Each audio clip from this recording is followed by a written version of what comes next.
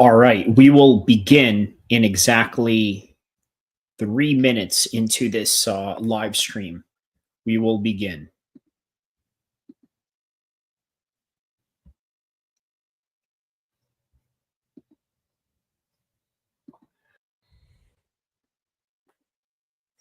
All right, so that is in 5, 4, 3, 2, and 1. All right, 3 minutes start time. Here we go. All right, so who saw UFC 310 last night? And on top of that, who saw Belal Muhammad get rejected walking into the cage because he was not recognized by security? How does that happen? Well, let's be honest about a couple of things, right? Uh, most security guys are not hardcore fans. Sometimes they are, sometimes they aren't. The UFC has their own security in terms of their own guys that come to every event.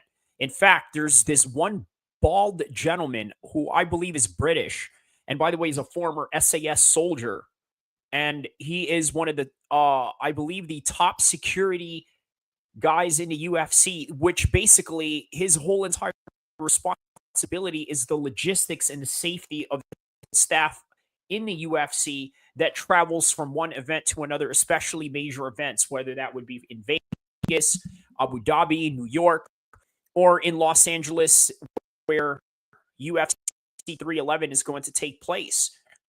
So, a whole lot of interesting subjects that we're going to talk about. A bunch of leftovers that have happened in UFC 310. Adelaide Bird is obviously a name that keeps popping up when it comes to bad judging, especially in Vegas. And you got to think, where there is smoke, there is potential fire. Because how is it that Adelaide Bird, this woman, is constantly in the headlines when it comes to judging? Usually, judges don't make headlines. Judges sort of live in the shadows. You don't know anything about them. You've never seen them. And when they do a good job, oftentimes it should be left unnoticed. Right? I know that it's a thankless job, but it's a job that you have to do correctly. And again, it's the same thing when it comes to the police, right? The whole entire argument about defunding the police and things of that nature, right? There has to be a strong purpose behind why you're going to spend the amount of money that you're going to need to spend in order to promote whoever, right? But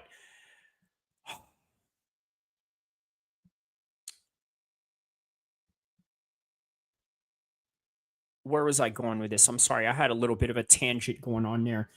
What I was saying basically is that it's a thankless job. If you're a cop and you're doing the service of protecting everybody and things of that nature and assisting people that need to be assisted, it's not anything that anybody can really thank you for. Now, do cops get compensation in terms of, let's say, medals or awards or promotion? Yes. But ultimately, being a judge and being a cop is a thankless job. And as such, you should just do your job and flow under the radar. But this Adelaide Bird lady is not flowing under the radar, and it's making many of us very suspicious. But again, we're not going to talk about things that we really don't have proof of, although there is a lot of videos and a lot of facts out there regarding this particular judge and this particular lady. But I don't want to talk about things that really there's no specific information on or anything that I can point out as a tangible evidence. So I don't want to delve into that kind of conversation. Well, the one conversation that we can say exactly in the same terms about that is the United Healthcare CEO that was popped during this week by a gunman who had a mask. And still till this day, the police have not been able to find this guy. So for whatever reason that is, let's see if we can find any particular news articles about this particular matter at hand. Let's see here. a lot of people have different conspiracy theories on this matter, right? The conspiracy theory. Oh, look at this. Myron from Fedit is doing a live reaction to it. Should we do a lot? Nah, you know what? The reason why it would probably be not a good idea to do a live reaction, use a lot of content that they get demonetized for. So let me see here. Okay.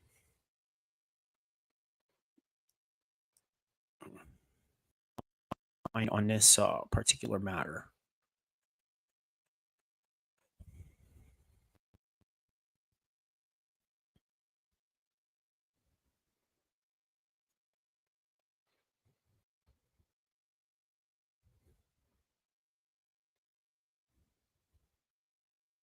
Look at this. How about Value Entertainment? What he has to say about this particular matter at hand. Catastrophic situation here with United Healthcare CEO Brian Thompson killed outside Manhattan Hotel. Rob, if you can play the clip and stop, just show a little bit. I don't want to show the whole clip. The audience can see it. It is tough. This is the CEO of United Health. If you want to play it while he's walking, and then when the guy pulls up the gun, just stop it. Go for it. This is around 7 a.m. So from what everybody is saying about this whole entire situation, right? They are saying that it was premeditated because he knew where the guy was. Is that true? We don't know. There have been a lot of people that would sort of debate on whether this guy was an expert or not, and that was all predicated on how he would hold the gun. They also talk about finding different items, such as in his backpack, they found Monopoly money, which is quite strange. Now, I don't know what the reason is behind that or what their purpose is. Pause it right there. Boom. There you go. Okay. Right there. If you could pause. Okay. Fantastic. Okay. Yeah. So you see this. By the way, he's by himself. They interviewed his security. They said on this trip, he didn't have security. Normally, when you're top 20, top 50, they all have. So here's what's interesting about this, right? Obviously, he has some kind of security going on, and he didn't have security this time. It was the only time that he got caught lacking for whatever reason, and here we are. Jeez, man. Jeez, this is, yeah, it's a little bit crazy, this one right here. This is, yeah, so he had security, but for whatever reason, he didn't have security this time. So it leads me to this. It could be the possibility that there was an inside man going on here. Somebody. He's going by himself to the meeting. This setup takes place. I think he shoots him, if I'm not mistaken, 6 times.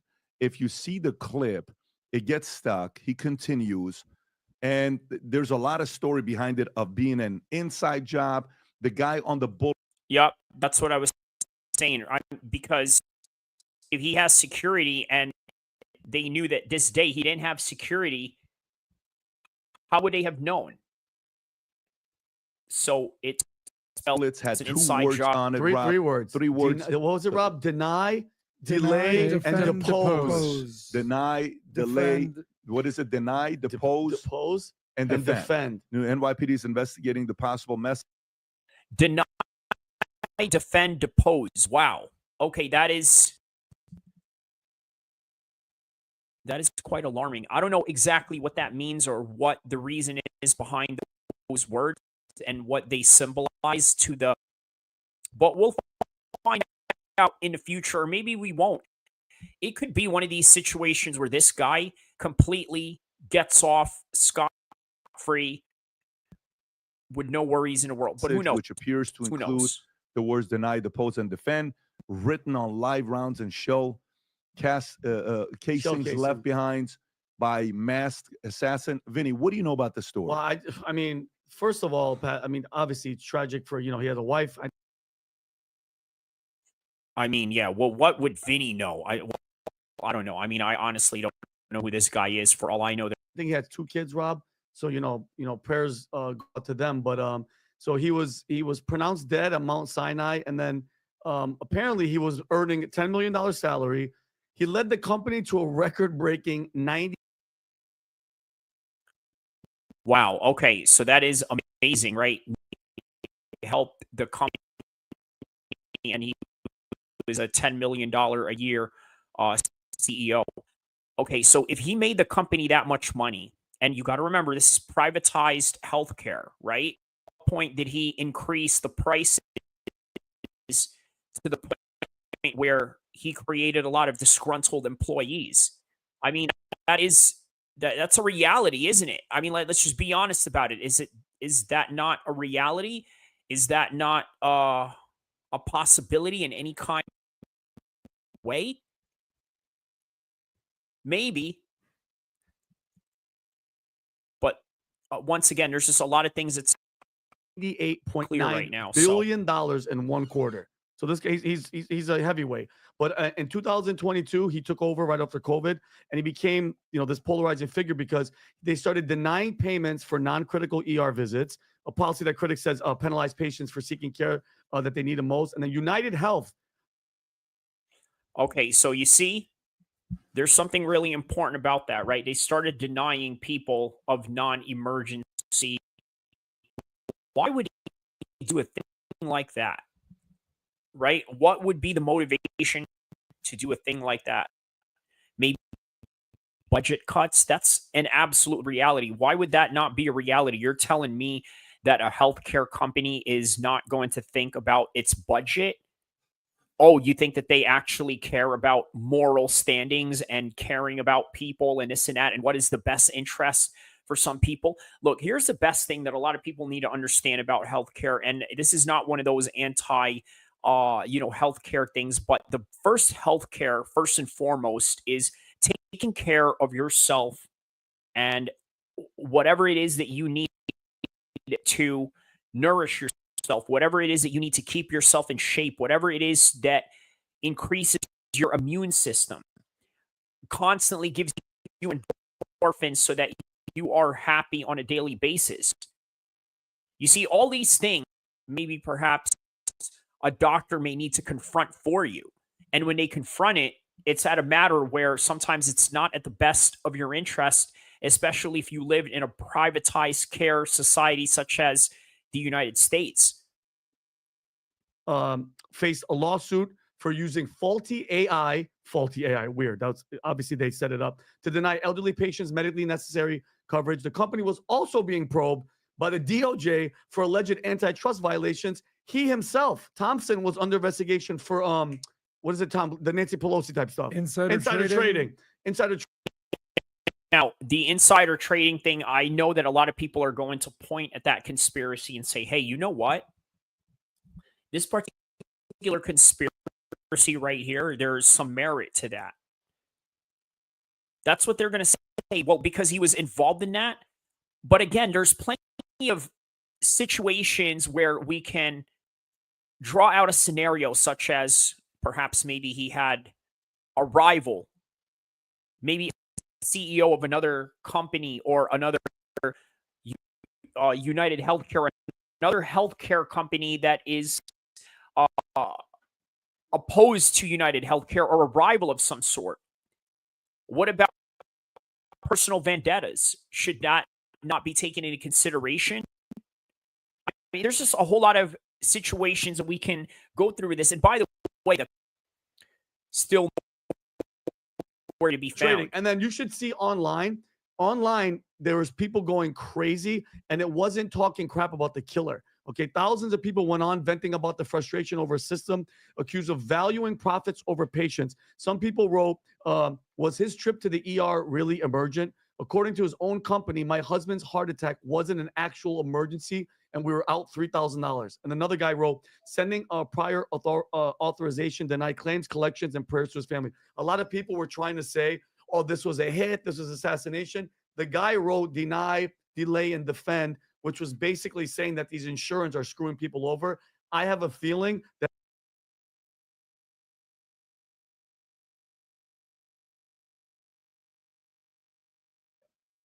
so there's an obvious targeted effort here, is what he's saying. There's a clear motivation.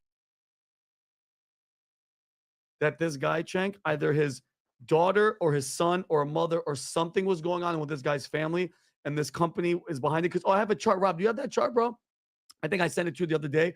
Out of all the people that deny claims, out of all the companies, guess where United Health is in that list? What's Number one. Look at this, Shank. Are you It's ready? 32%. Rob, I think I slacked it to you.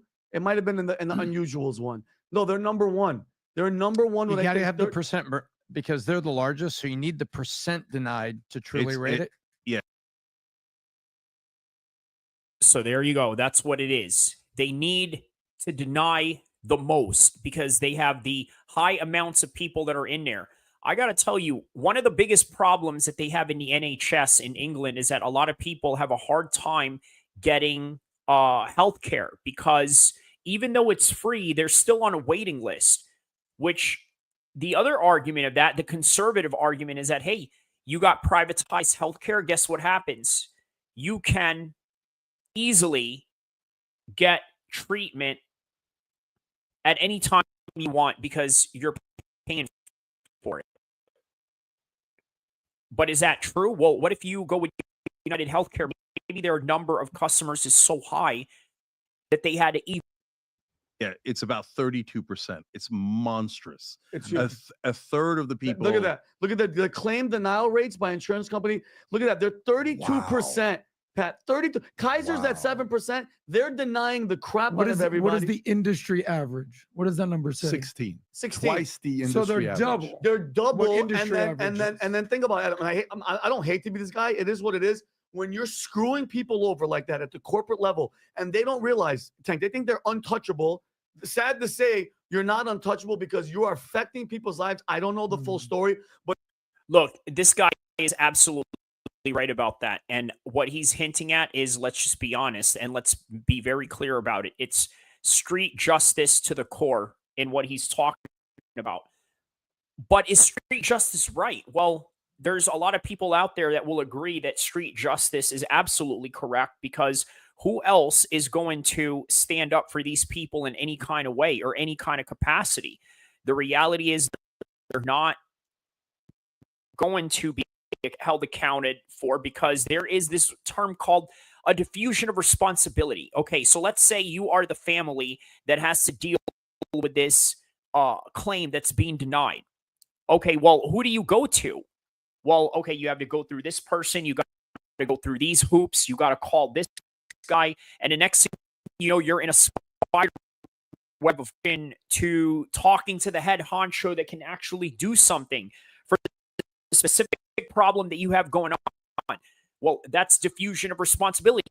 He's the man that's all the way at the top that makes all the decisions because his whole entire bottom line is to make the most for your company. And he does exactly that. And that's the reason why he's in that position. But as a result, while doing that, he's going to affect the lives of many other people. But to carve that into shell casings, that's a freaking personal vendetta. And that's personal. That has something personal to do it out in the open. I think they'll probably catch this guy in a week or two. But I mean, the numbers don't lie. That's he's still on the run. Can I just say, this is the exact segment we did on the Young Turks yesterday. Yeah, So this is what I'm talking about. If we just talk to each other, it's amazing how much we agree. We totally agree. Shooting this guy is terrible, Horrible. immoral, totally unacceptable.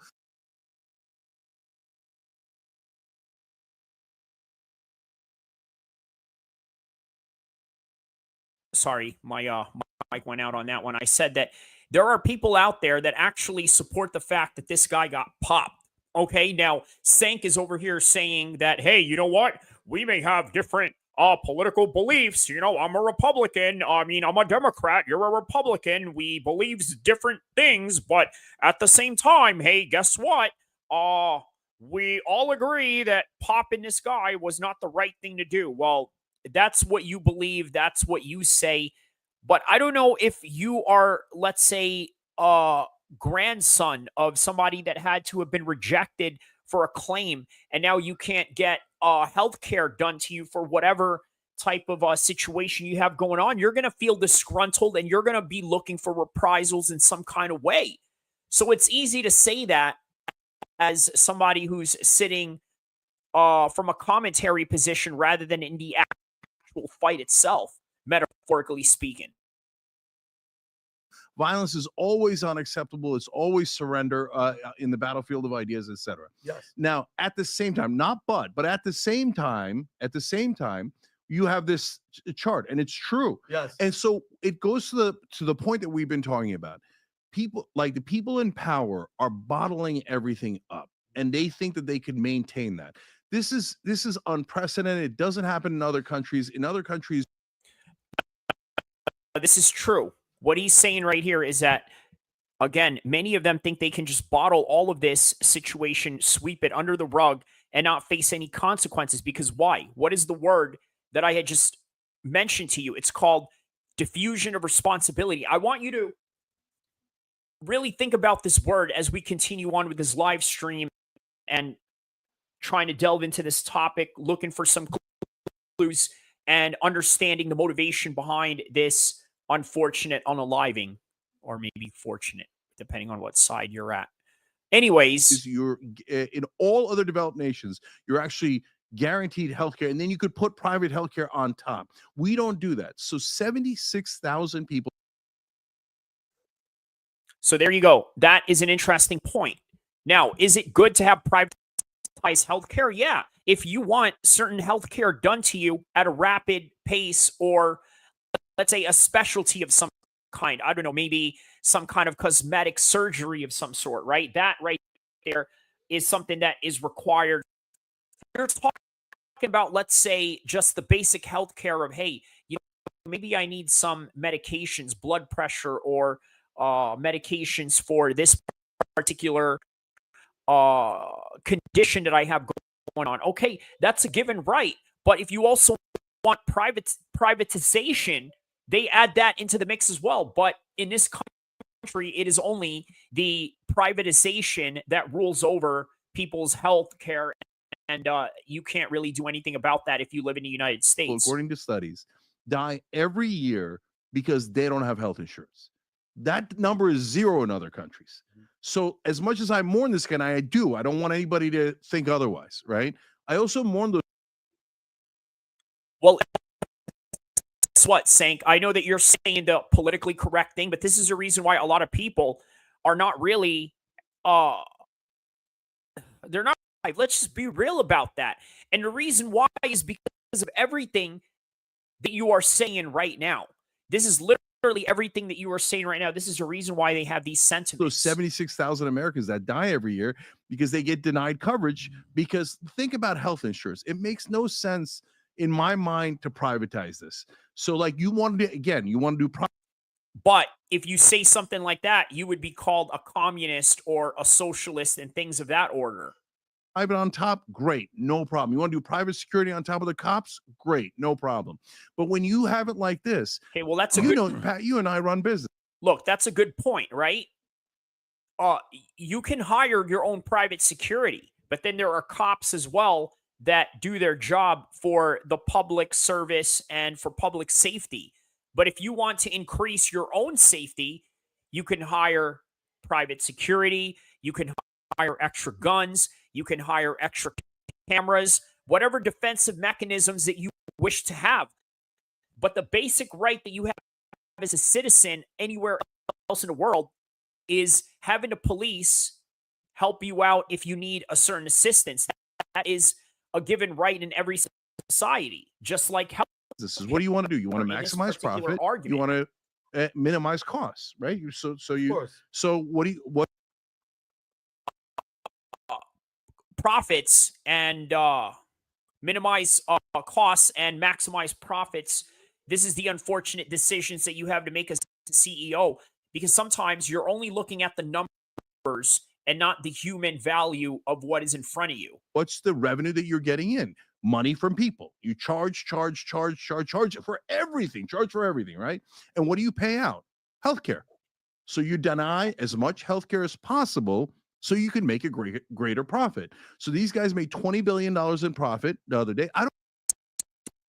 Again, when you make those kinds of business decisions, they are going to affect the lives of others, but at the same time, maximizing the profit of what you are making as a CEO and your company, and the incentives that you have to maximize those profits. I don't mind people making profits from jeans, burgers, Mm. etc. God bless, right? You're adding on top of the things that are guaranteed. I don't mind that at all. But when you're denying 32%, almost a third of the people through 18 different tricks, endless. Now, look, by any means, I'm no liberal, right? And I don't espouse any of their ideas or anything like that. But maybe Senk has a. It's great that you can make money off of burgers, that you can make money off of video games. Heck, you can make money off of YouTube if you have a great channel and great ideas that people want to run with. But that is not something that you should add into the free market of healthcare, because now you're just playing with people's lives. And he may have a good point here. Tricks, and then all these folks die because they don't have health insurance. They're gonna get mad. And I'm not saying this to encourage vigilante violence. I'm saying this as a warning. Like, the vigilante violence is going to break out whether we agree or disagree, whether we condemn it or not. And I'll give you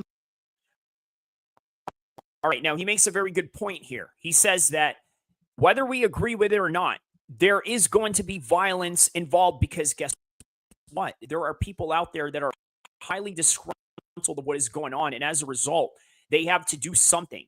They have to do something because they are desperate. And I don't know who this guy, obviously none of us know who this guy is that did the shooting, but he has to be motivated in some way. I mean, look what he wrote on the shells, man. He wrote, deny, defend, depose. He's trying to let you know why he did it. This isn't just one of those things, well, all right, I'm going to pop this dude because I'm trying to rob him. It's not just any normal robbery that is going down. This is a targeted effort. And you got to ask yourself, what was the reason for that targeted effort? other examples that are like on crime. I'm like, guys, if you don't do something about crime in LA, people are going to start taking it into their own hands. And they did. And then we started seeing vigilante justice against criminals, and then unfortunately against homeless people, etc. Because when you bottle things up, people go, enough of this shit, and you get vigilante justice. And by the way, and that's what Joker 1 was really all about, which is why I walked that 42 minutes into the movie. I said, this is not a good movie. This is a dividing movie. But there's a part of it that is true, and it happens. In regards to, you said a lot of different things. In regards to private. That right there is a very good point. Right, he mentioned a Joker story and a movie. There's a lot of correlation to that in what's going on in modern political times with the divide. So, yeah, big ups to Patrick David for bringing that up. There's healthcare versus public. The government offers it, all that stuff. And I just don't think anything public does better than private. I just don't think they do. That's my only argument to that. And I do. Well, look, so here's the thing. He's a staunch conservative, right? So he wants to basically spew out that, hey, listen, there is nothing better when it comes to public as opposed to private. You know what? Maybe he has some point there, right? Because you got to think. I am a firm believer in you get what you pay for. Okay? If you pay for a cheap toy, it's going to break easier. If you buy an expensive toy, there's a good chance that it's going to run you a very long time. Okay? But again, you get what you pay for. Say regularly, what's the business model of hospitals? The more beds filled, the more money they make. They need more sick people, right? Okay, what's the business model of military, companies that sell weapons? They need more wars. What's the business model? We're on the same page there. Hotels, they need beds filled. That's the shooter's picture right there. That's the filled. shooter, who the person is. By the way, there's a story going out. This may or may not be true. In February of this year, United Health had a cyber breach in February, if I'm not mistaken. I think a day before or a day of. You got. Okay, now what is this? A cyber breach? What are they talking about with this? You guys can go do your own due diligence. This article is spreading all over the place as well. I don't know if it's factual or not. The Pelosi's, they're famous for making investments into certain things. Psychics.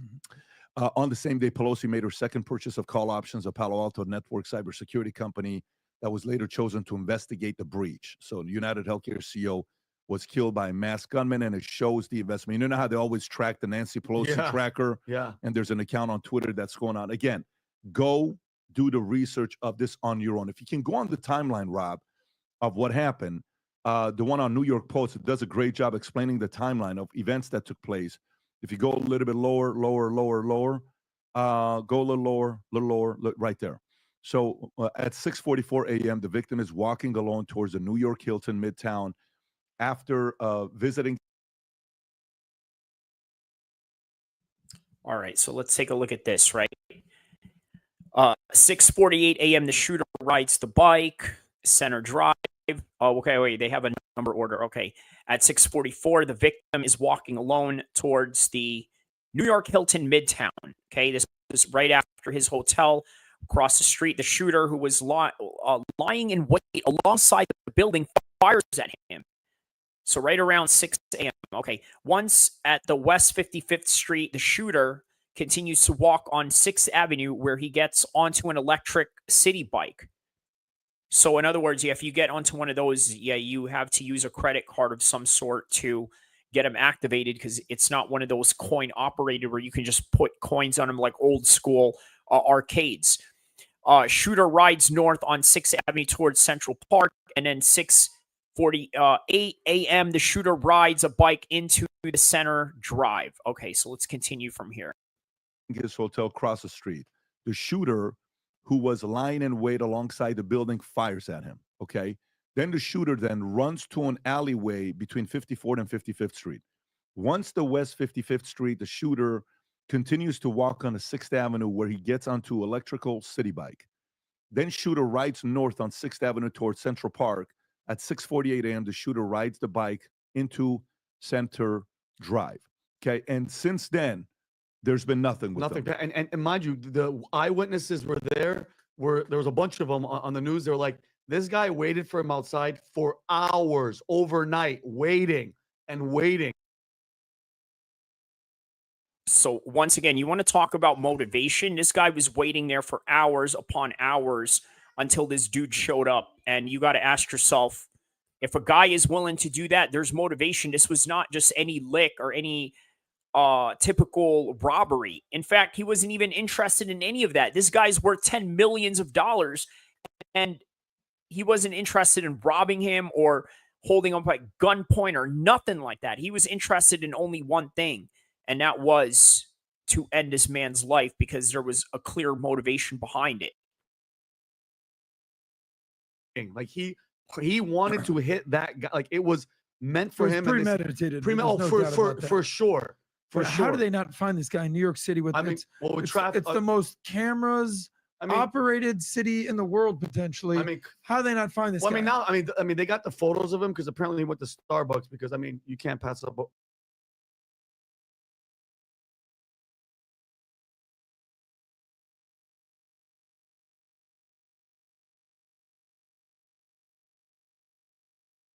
Catastrophic situation here for Central Park.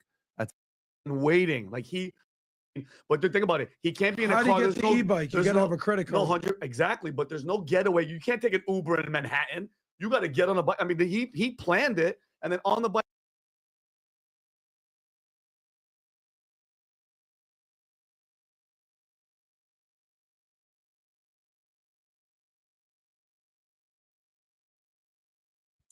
All right, so we will probably continue more on that in a little bit.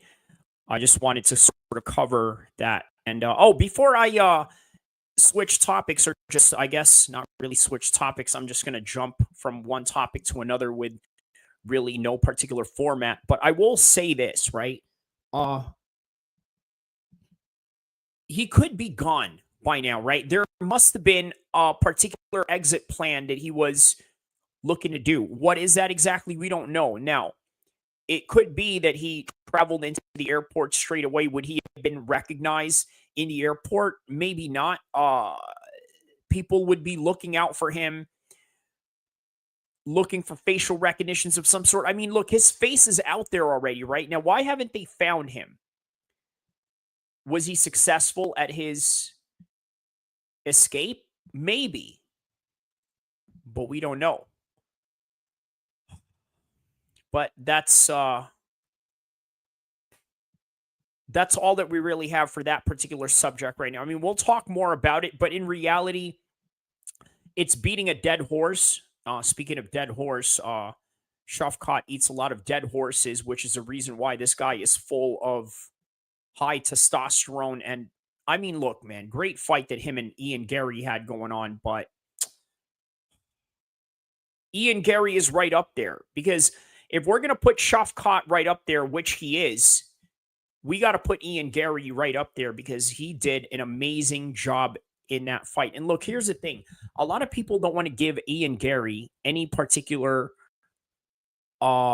credit because there's a certain discrimination towards Ian Gary due to the fact that you may not agree with his lifestyle. And look, that's the truth.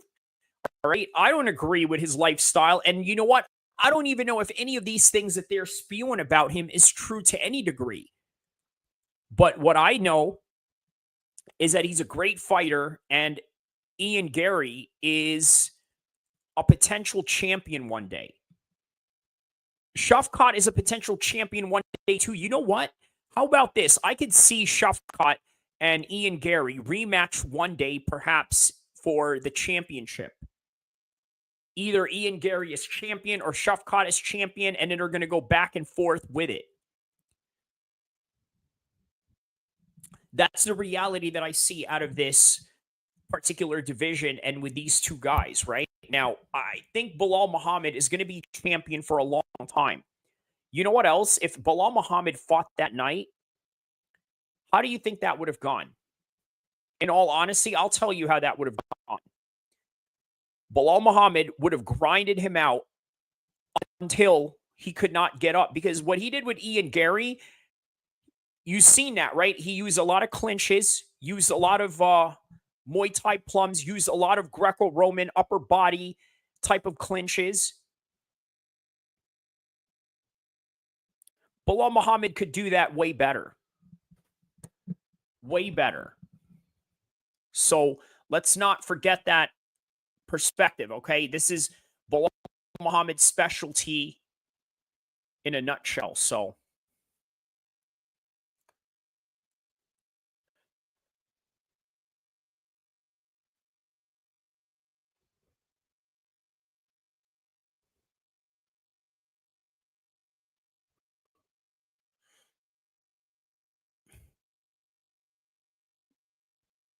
let's see here. I wanted to show you a video here real quick. Oh, wait, hold on. What is this? Hold on. Hold on a second. Let me show you this. What is this? Canelo over here on Terrence Crawford negotiations. What is this? Hold on.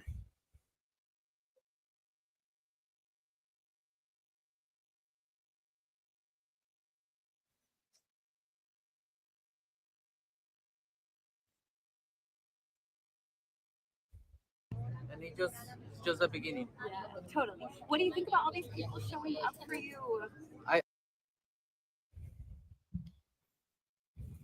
Let's see what this is. I don't have words to thank every single people is here. People is here since last night. Other ones since this morning, very early. So I feel grateful about it. So, and thank you all the people always support me in every. Okay, so from what it seems like is that I believe Canelo is in negotiations with Terrence Crawford. What else here? Hosted a ribbon cutting ceremony for the grand opening restaurant venture with his brother. Okay, so that's basically what it was. Yeah, he was opening a restaurant, and that's that. So, okay. So, here's the thing, right? I think there were a lot of bad decisions at UFC 310, and maybe this Adelaide Bird had something to do with it, or maybe some of these fights were just really hyper competitive. Now, what about the Volk fight? Obviously, the Volkov fight is one of the pinnacle points that people are pointing at as Adelaide Bird screw job. But everything else is competitive. The Edlawar fight and the Aljamain Sterling fight is a little bit controversial too. I don't know what to say about that really, but man, let me see here. Give you guys a little recap of yesterday's fights here. Well, what is this? Jay-Z accused of RAPE, a 13-year-old. What is this? Shout out to Hassan Campbell. Okay. Kron Gracie fought like a pothead, according to Chael Sonnen. How about this? All right, let's see here. Okay, so more on Shafkat right here. We want to get to. This isn't one of those cases with Ian Gary. His stock went up.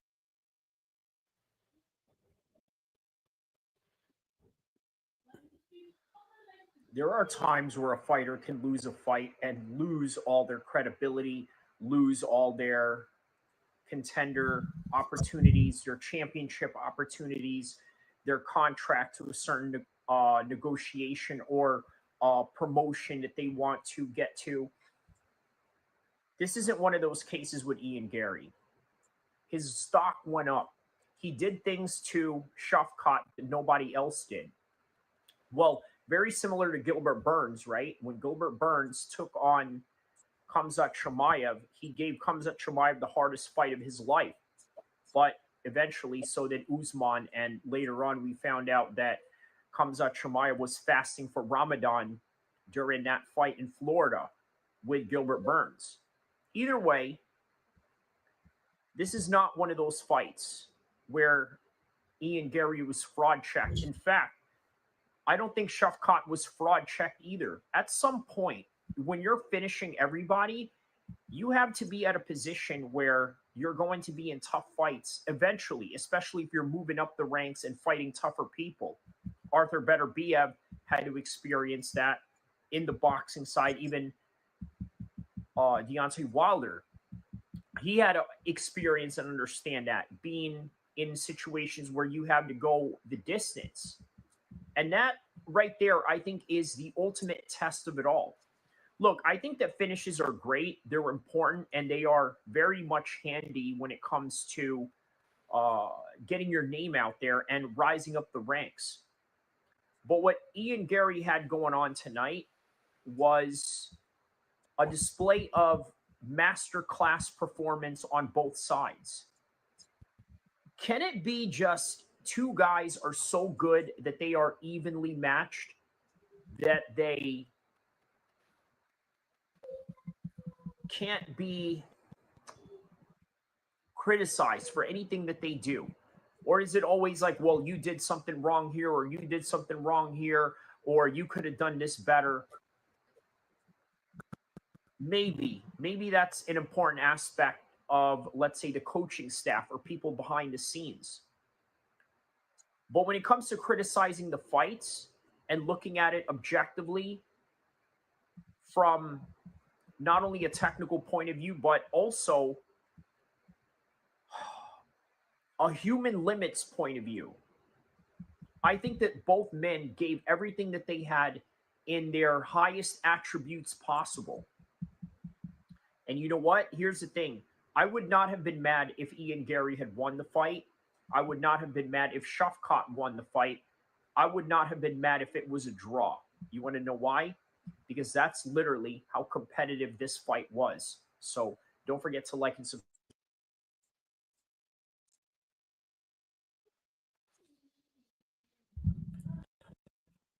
And then when all of that was said and done, Belal Muhammad tried to walk into the cage, and the judges, I'm sorry, not the judges, the security, I'm sorry, I'm thinking about the judges because I'm just so upset at many of the decisions they had going on at night. But no, the security did not recognize Belal Muhammad, and I want to talk about that.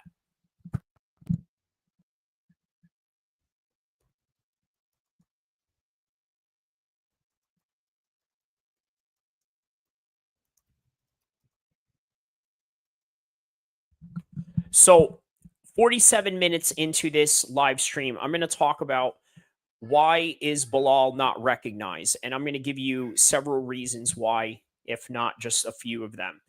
Look, the reason why he's not recognized, he's not all loud, rambunctious, rowdy, and one can even argue not a very exciting person. And you know what? That's perfectly okay.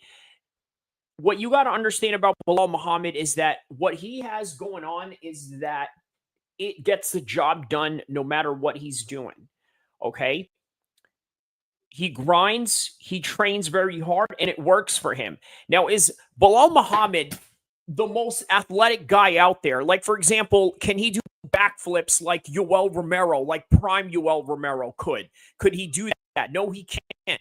Could he jump from a 4-foot pool into a surface and do basically a box jump within the water the way that BJ Penn can? No, he doesn't have these physical attributes like John Jones, who has long arms that can reach you. He doesn't have the reach and the height and the strength and the speed of Tom Aspinall.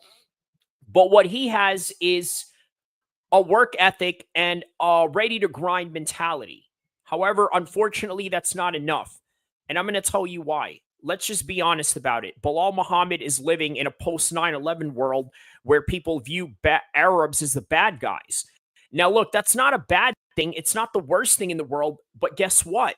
Here's something you got to understand about that.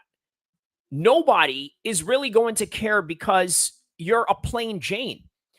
Here's the thing. Belal Muhammad is an American. He's Arab. He's a Muslim first and foremost, but he's an American. Now, what kind of American is he?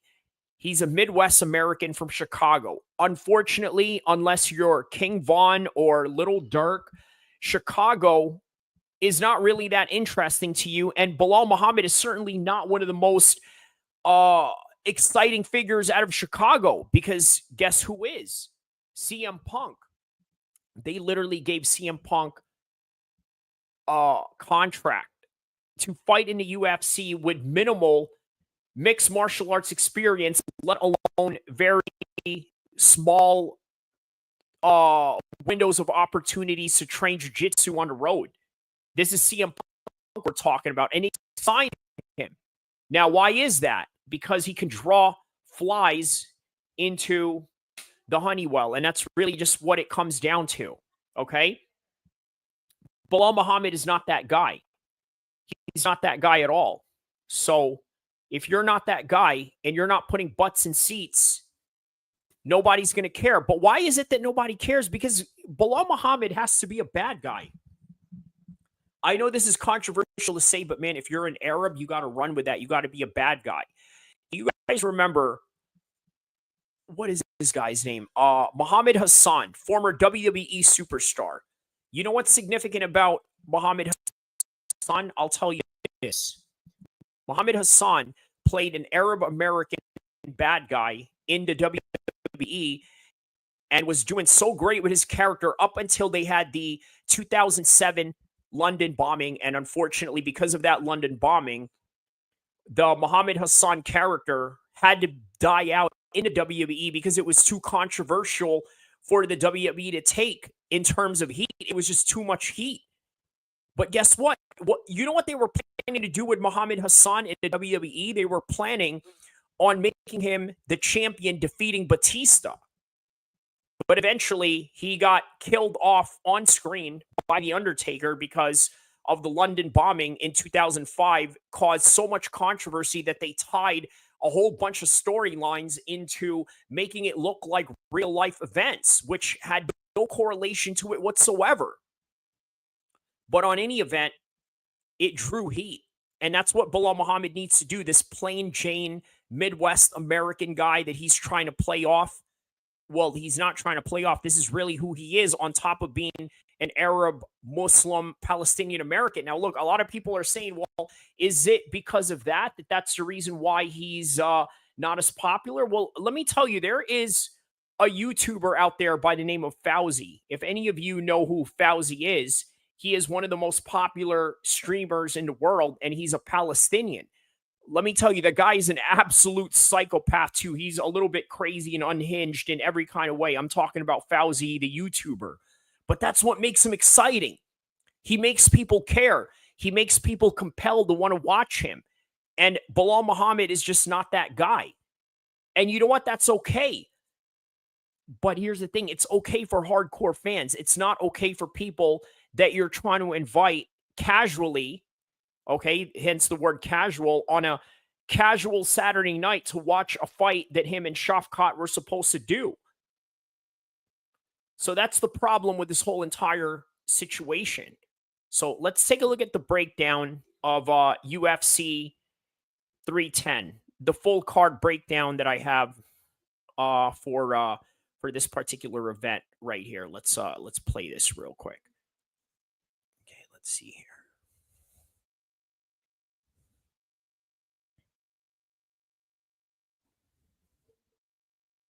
Let's take a look at all the fights of the night to sort of give you a little recap. Kennedy Onyenjeku defeats Lucas Bresky. Right hook to ground strikes in the first round within 4 minutes and 51 seconds, just like that. How about this? After the next fight, Chase Hooper versus Clay Guida. This fight right here is the quintessential youth versus experience. 43 years old Clay Guida still belongs in the UFC, but you have to tweak out his competition. They talk about why is it that a guy like him and a guy like Jim Miller is able to fight this long. Well, the reason is because they adjusted their competition. 38-25 in his record right now. I mean, that's an insane record if you think about it. Very experienced. Chase Hooper moves on to 5-3-1. Gets an armbar submission in the first round. Great submission on the part of Chase Hooper. Mike Chiesa versus Max Griffin. Now, Max Griffin, I told you both him and Michael Chiesa are very even in the experience department. But Mike Chiesa's experience is predicated on the majority of it being UFC fights, and it showed. And not only that, he's a grappler, a specialist grappler, to which Max Griffin had no answer, and as a result, got the rear naked choke to finish the fight. Josh Van, probably one of the best boxers in the 125 division, and later on is going to be the 125 championship fight with Joshua Van. Cody Durden moves down to 17-7-1. Obviously, look, this is just a normal, typical journeyman career that he has going on. As a matter of fact, you know what? Everybody at some point in MMA becomes a journeyman. Maybe you were a hot prospect in the very beginning, and then at some point you become a journeyman. But right now, Joshua Van is improving. He's got great boxing, especially in the 125 division. He's going to be a problem for a lot of people. Chris Weidman versus Eric Anders. I think the injuries that Chris Weidman has had over the years really caught up to him. Now, obviously, both of these guys, again, very experienced, very similar, but the experience is a little bit different on the side of Chris Weidman. Now, why is that? Because Chris Weidman fought championship fights. Eric Anders, at the end of the fight, he got a ground and pound, and it just made one mistake for Chris Weidman for Eric Anders to capitalize. What did Eric Anders say afterwards? He said, I'm not really trying to fight for the belt. I'm really just trying to fight a couple more fights and then call it quits. So he's very realistic with his career, very similar to what I saw with Forrest Griffin at the end of his career.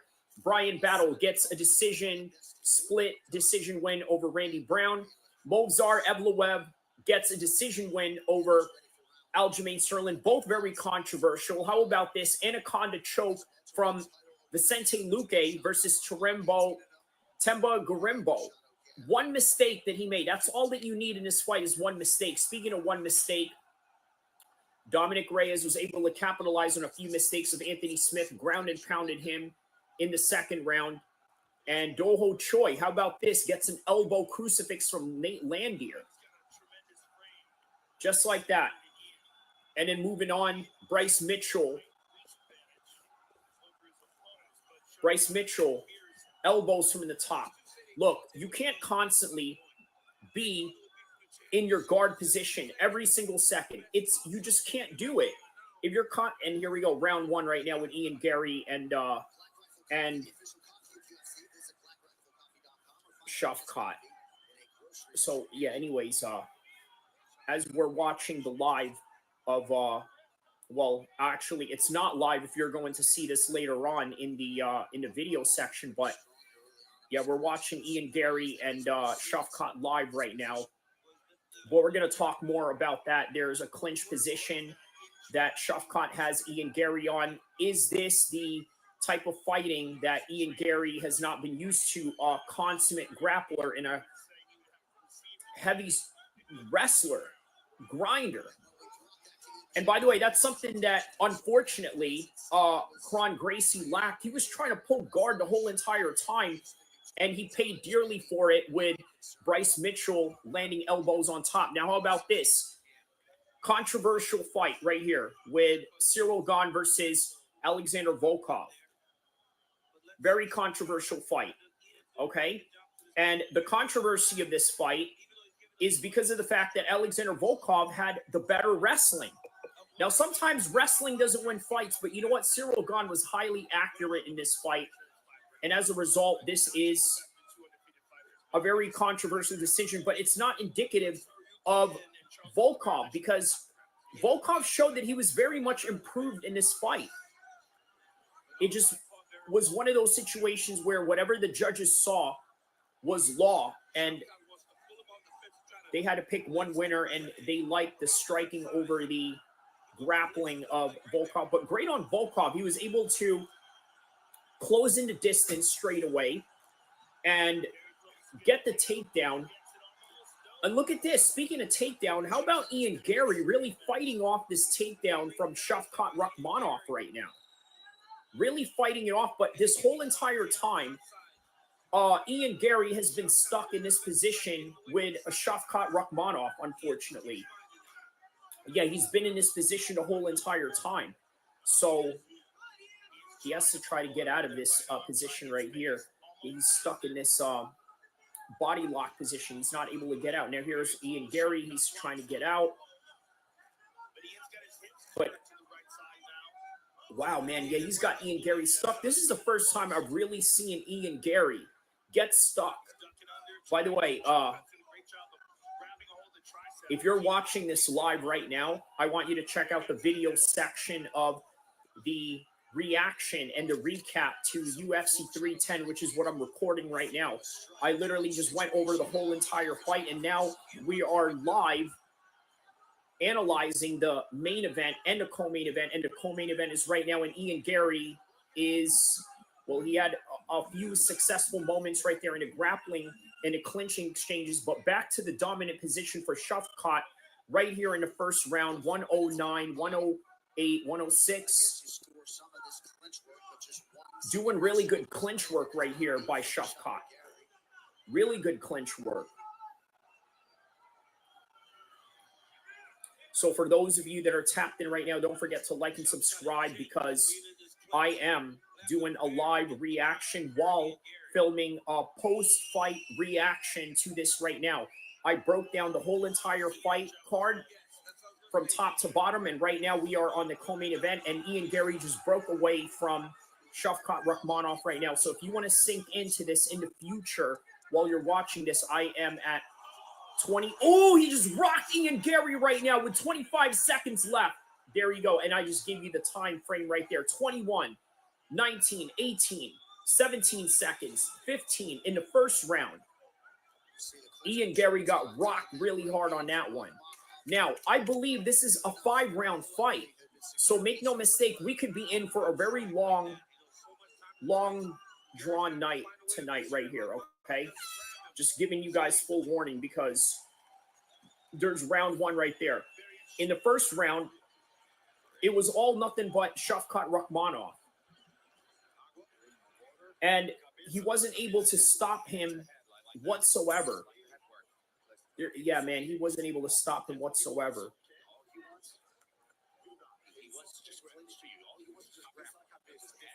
Yeah, all he wants to do is just clinch.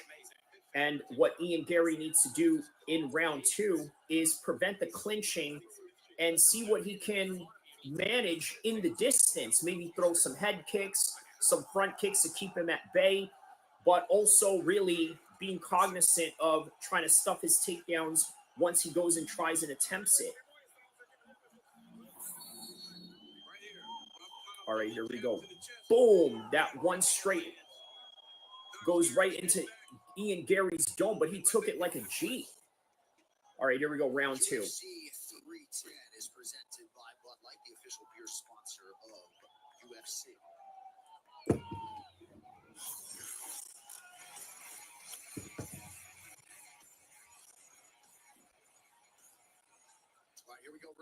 All right, here we go, round two. Ian Gary versus Shavkat Rakhmonov. There it is, the oblique kick by Ian Gary. Something very useful from John Jones.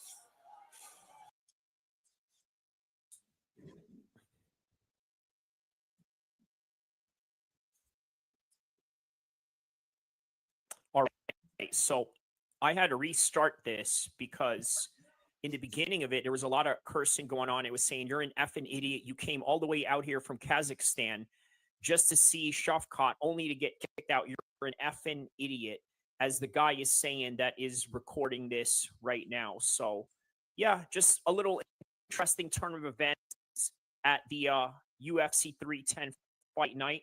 Obviously, I've done reactions to the fight night and everything that had happened, the full card, the main event, co-main event.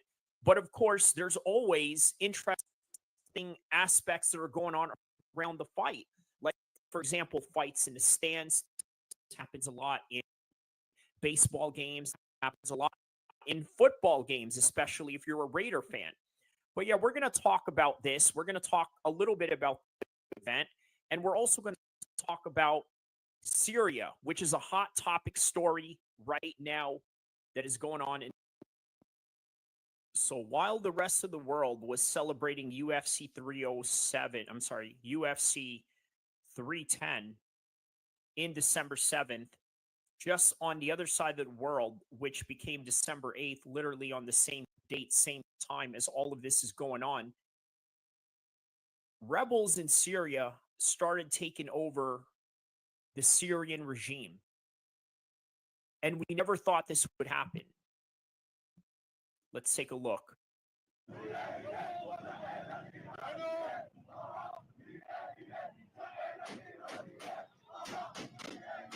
What it seems is that there's people celebrating in the streets. There's gunfire, celebrating, people driving around.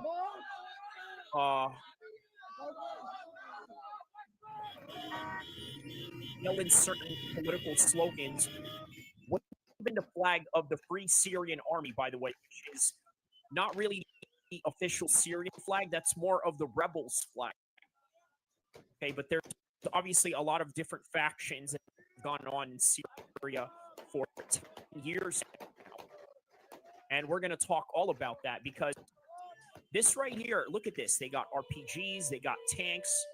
What does this mean for the stability of the world right now? And especially that we have a new American regime as well.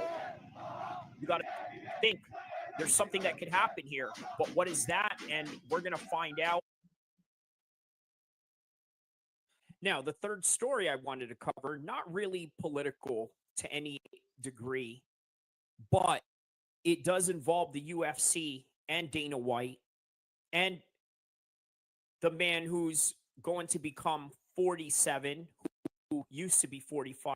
Well, anyways, his dad, or his son, rather, Barron Trump, the son of a gun, literally a son of a gun, 45 and 47. I mean, it doesn't get any more son of a gun than that. So this is an article from New York Post talking about how, oh, this is going to freak out the supporters that Dana White asked, or I'm sorry, Donald Trump asked Dana White if Barron can be a fighter. And I say, why not? We're going to talk about all of those things. We're going to talk about Merab, the street fight. Actually, it's not even Merab in the first place. It was actually his corner. And the reason why I even wrote that in the first place was because you don't know his corner, but you know Merab. But at least I'm going to make it clear for you right now that it was not Merab who got in a street fight. that it was his corner. And we're going to talk about that clip that we just saw and what does all that mean. But we're also going to talk about the Syrian rebels taking over Damascus and what does that mean. And this right here, 17-year-old Baron Trump, a potential UFC fighter. We're going to talk all about it. Stay tuned. So backstage, here it is. Aljo and Evloev just got into a war, fought inside the cage. Obviously, it went to the decision of Evloev, and that was that. But there was something going on in the stance. Now, obviously, it was supposedly a fan of Shafkat, according to the video and what I heard. Now, I didn't want to play the audio because there was a lot of cursing going on, and I just didn't want to add that into, so he was saying, you spent all this money to come down here and see Shafkat only to get kicked out. I mean, how dumb are you? Look, you got to understand how expensive UFC tickets are, right? Especially in Vegas, especially in big cities. And he got kicked out while flying from somewhere else. And we're talking about Kazakhstan, right? He flew all the way from Kazakhstan all the way to Las Vegas, all for what? Just to get kicked out? I mean, that's really what it comes down to, right?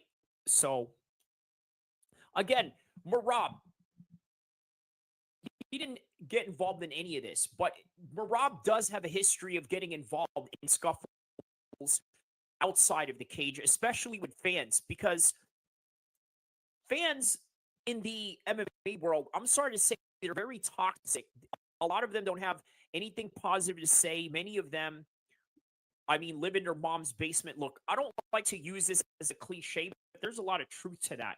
I mean, I try to do this thing where I just invite any random person to come on.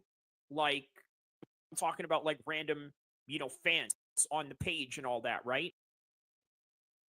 All of a sudden, this idiot starts playing music, and you're not supposed to do that. And then it's just like, I don't know, man. A lot of these people, they're I'm not going to say they're scumbags, but man,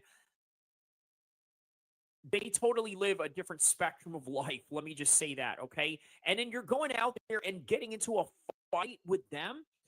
Sean O'Malley said it best regarding MMA Guru talking smack about every fighter. Like, how do you get mad and triggered at somebody that you can beat up when you know that you're a top-level fighter? But that's really what it is, and that's the name of the game by the end of the day.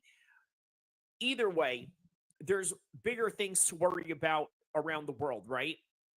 Like, for example, what's going on in Syria right now. I showed you guys earlier that the Syrian rebels have now taken over the Syrian regime. Now, I need you guys to understand that this rebel group is not the Islamic State. It is not the FSA or the Al-Nusra or other rebels. And by the way, back in 2014, the entire spectrum of alliance in Syria was just a mix and match. It was more confusing than LA gang politics, to be quite honest with you. But as years went on and as years went by, from 2014, 15, 16, 17, 18, 19, 20, 21, 22, 23, and 24, there have been a lot of changes and there have been a lot of fighting and slowly chipping away at the strength of the Syrian regime. Now, the Syrian regime had everything under control. It started from the Arab Spring, right? All of a sudden, all these different governments around the Arab Spring started changing, except for Syria. Syria was the only one that was holding everything down until different groups started coming in. Some of those groups were fighting with each other, but their main enemy and their main ops of this whole entire operation was the Syrian regime. And by the way, what's crazy is they had Armenian gang members back in 2014 come and fight for, guess who? The Syrian regime. There was a point where obviously the Islamic State had fallen. They had bit of their difficulties, especially during the Trump administration. And as a result of that, well, the Syrian rebels, the Free Syrian Army, was the only one remaining at this time, and maybe perhaps a whole bunch of different factions over there that we may not know of. Because remember, in 2014, it was big news. Before you know it, it was a forgotten war that nobody really remembered. There was the fall of the Afghan regime back in 2021. There was all these other different situations that were going on, such as Yemen. There was situation going on in Libya. There's just a lot of situation going on in the Middle East. But by the end of the day, you can't continue to put yourself in these fighting situations that Bashar al-Assad had put himself into. And as a result, those rebels chipping away slowly every year, every day, every week, and every month, and then just going into year after year after year after year, it just basically became a situation that we are witnessing right now. So who knows? But what is Donald Trump going to do when he's in office? Well, we don't know yet. That remains to be seen because he has to be sworn in again in order for him to really take any action. Now, he can plan from here on. He can sort of dictate, hey, you know what? I want these guys when I'm in office. I want this guy to be in this position. I want this guy to be here and this and that. But by the end of the day, he's not in office yet, and everything is just speculation for now. But speaking of speculation, how about this? The New York Times article that I was showing you guys earlier, okay? Now, I showed you guys that New York Times article earlier about Barron Trump, right? A video clip of President-elect Donald Trump and his son Barron speaking with UFC Dana White went viral Wednesday as the social media users noted that it was the first time they had ever heard of the 18-year-old's voice. The 17-second clip from the documentary series The Art of Surge, which chronicles Trump's most recent presidential campaign, shows the president-elect introducing his youngest son to White on election night. "How are you?" he says. "It's very nice to meet you." Barron says to a woman off camera, shaking her hand before he turns his attention to the UFC boss. So Trump notes that his towering son, by the way, he's 6'7". You guys seen, what's his name? Volkov tonight, 6'7" Russian. These guys, I mean, he's Russian and he's a Trump and he's 6'7". He's got a soccer background, maybe. So very popular among his young supporters. Yeah, he's been popular as of late, especially now that he's growing into a man. He's sort of used as this media prop to make Trump look good, to make his dynasty look good. All of that, right? So I gave him a shout out last night and place went crazy. Barron, Trump tells White, possibly referring to the campaign rally. Barron then reaches over to shake Dana White's hand. "Hello, how are you? It's very nice to finally meet you."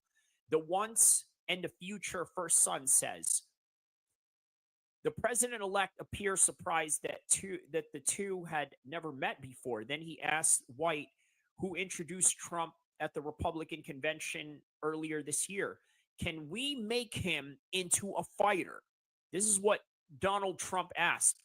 Now, I got to tell you, a lot of people would look down on this, right? But hey, understand this. The son of Ramzan Kadyrov, the president of Chechnya, all of them fight MMA. So why would this be any different? Think about that. This should not be any different if the son of Chechnya fights MMA. But you know that a lot of people are going to have a problem with this because, let's just be honest, the world of MMA is not really all that advanced as people think that it is. But the quip drew laughs from onlookers and a head shake from Barron, who seemed like he wanted no part of cage fighting. So there you go. He wanted no part of cage fighting because look at where he grew up. But there are people out there that no matter how rich they are, they're down to fight no matter what. But on any regard, this is all that I have for you guys right now. This is my 15-minute video regarding topics of Merab getting into a street fight tonight at UFC 310 in Las Vegas. Syrian rebels taking over Damascus, sort of giving you a brief synopsis on what is going on in Syria from the time of the Arab Spring. And then we talk about Trump's son making it into New York Times regarding a UFC story with him possibly fighting in the UFC. Guess not. He's not interested in it. He lives a totally different life. He wants no part of it. In fact, he grew up playing soccer. Maybe that's what he should do. But either way, like and subscribe. I'll see you in the next video, next content, and everything that I do, inshallah.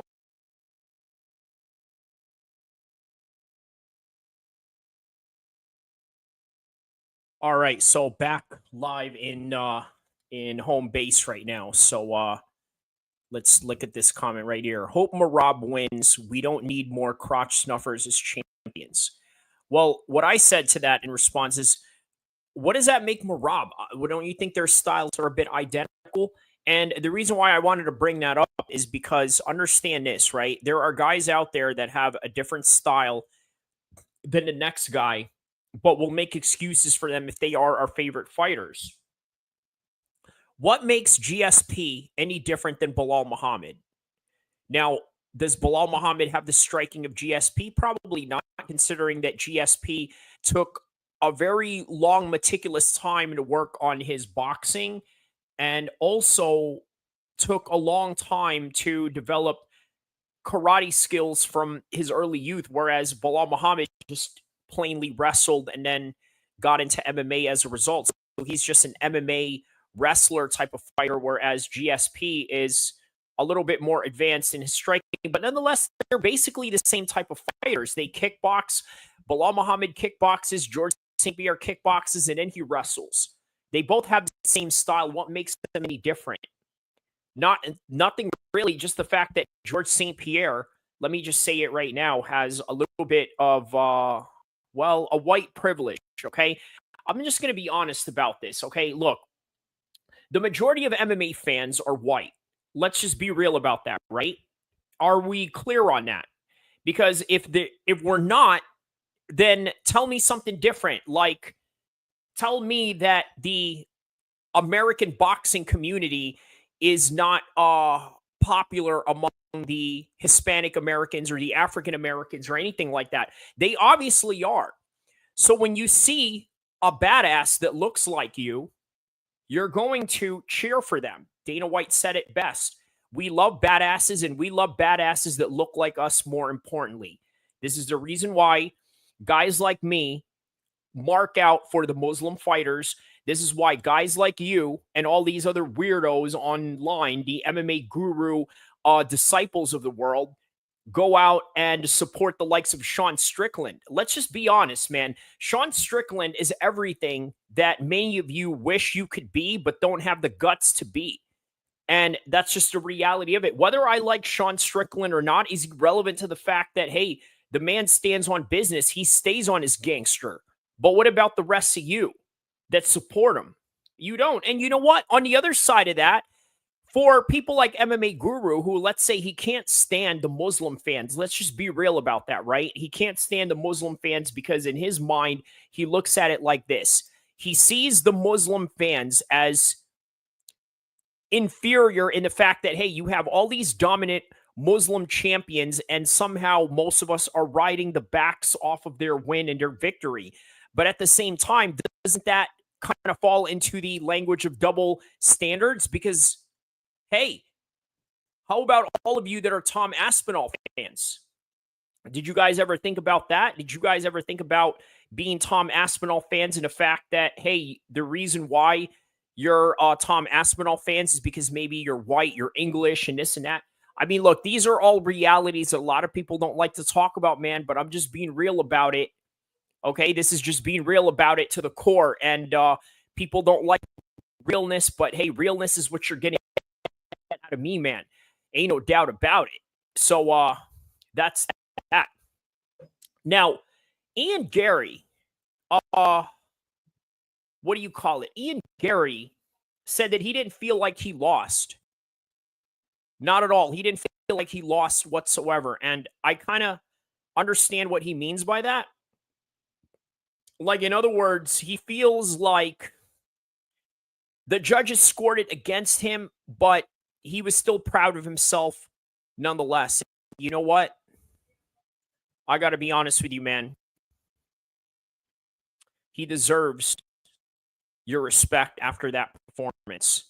He's absolutely right. Nobody has ever taken Shafkat that far ever in the history of his career. That has to count for something.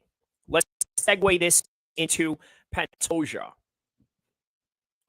Great night, Pantoja. Okay, let's take a look at and read about Pantoja last night. Okay, let's relive that.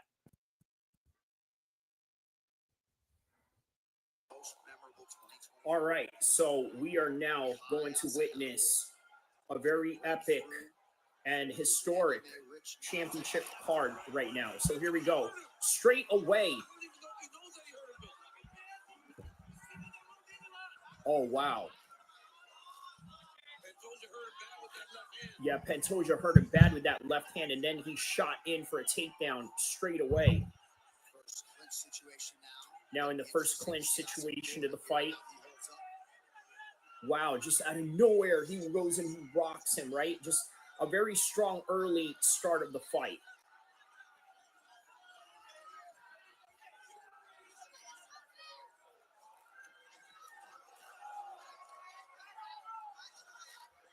To the ground now, a minute in.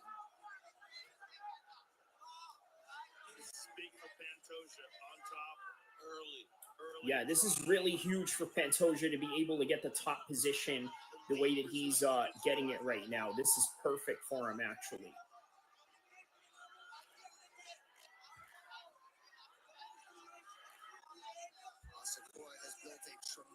So now Pantoja is right on top with 3 minutes and 30 seconds left into this fight. If you want to sync up this fight and see what I'm seeing, watch it right now in the future for 3 minutes and 20 seconds, or if you're live with me right now watching this. All right, so now we're up. Kai Asakura is now up. Let's see if he can use his size and his length. Ooh, Superman punch by Kai Asakura.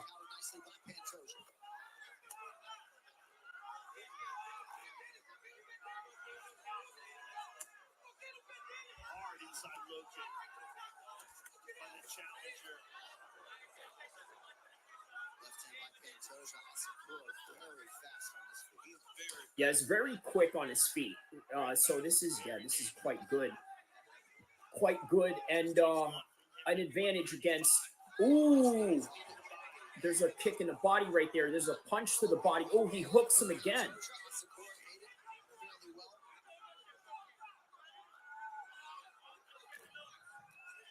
Pantoja pace is just something else.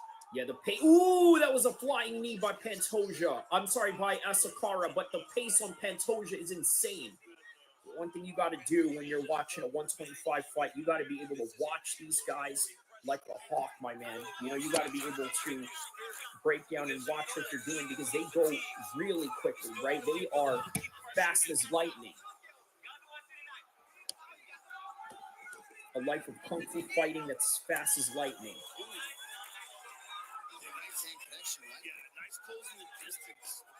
Yeah, really nice closing the distance in the part of Asakura right here.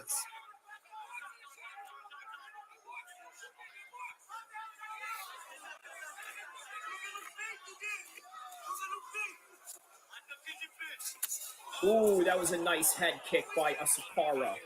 And then he backs right away as soon as he gets that head kick. Nice leg kick by Pantoja right there here in the first round.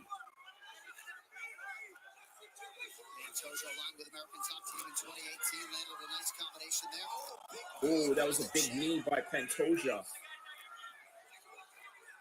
these guys are moving fast. They move so fast. It's like we kind of like had an early fight this late class, and you're like, these people moving fast. Because everybody else is like getting relaxed. And then these guys, end of the night, gotta adjust yourself again. Yeah. Right now.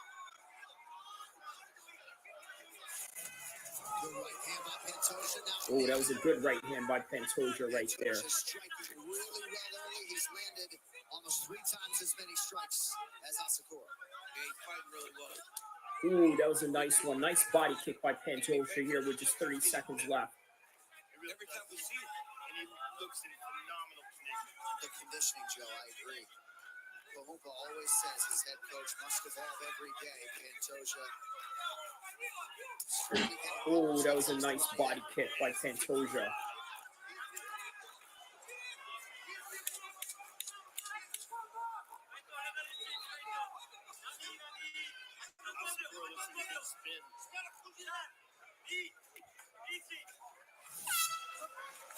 All right, that's the end of the first round. Who am I going to give that first round to?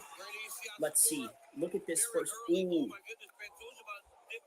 Very early, right there into that kick. And then he hooks him. He hooks him, and then there's another knee right there. So very early on, man, the action in the first round was just absolutely full-blown, like, adrenaline, nonstop.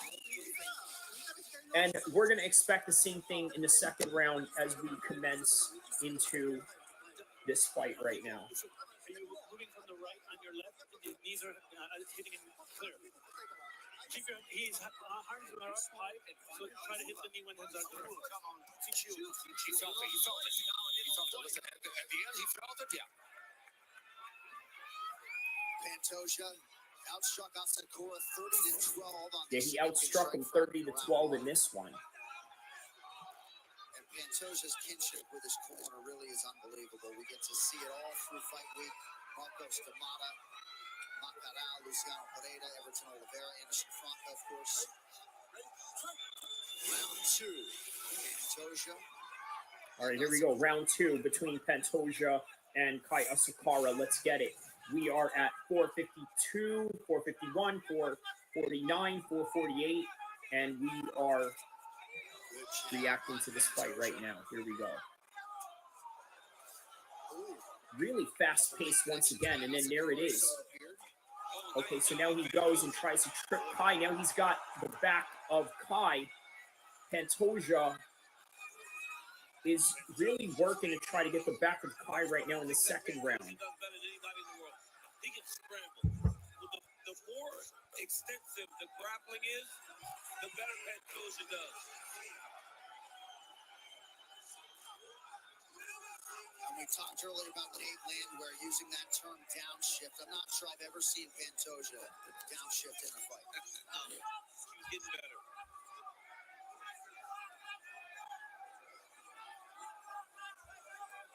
Some swelling under the right eye of Asakura. Yeah, so there's a swelling in the eye of Kai Asakura right now. So far, not bad, considering that, you know what, he's never fought in a cage before, right? Okay, but now Pantoja has his back. He's got a body triangle on him. Let's see what Pantoja does here. Pantoja's looking really good right here. Gets stuck there in those instances.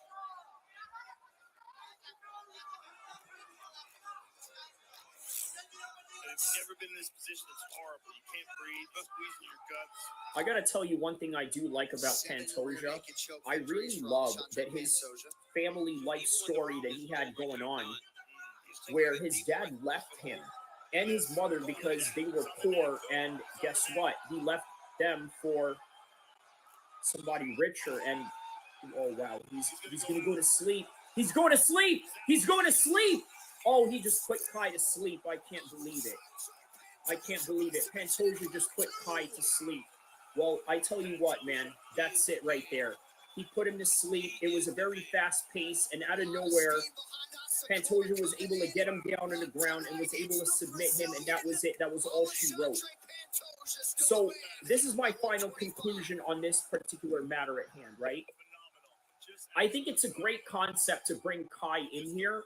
I guarantee you they're going to put Kai in other fights now. Maybe a fight night, maybe a co-main event, maybe some sort of main card capacity. But the one thing we can rest assured is that Kai was not ready for the championship level. Now, would have it been a great story to bring Kai in here in his first fight in the UFC, wins the title? Oh, yeah. That would have been great. That would have been absolutely marketable. And that would have been great for Japanese MMA and the Japanese market. But by the end of the day, one thing you got to understand is that life is not always a fairy tale or a happy ending. But for Pantoja, it is. Because just as I was about to mention his life story and how hard it was for his father to leave him and his mother because they were poor, and crying after he had won his fight, his first title win.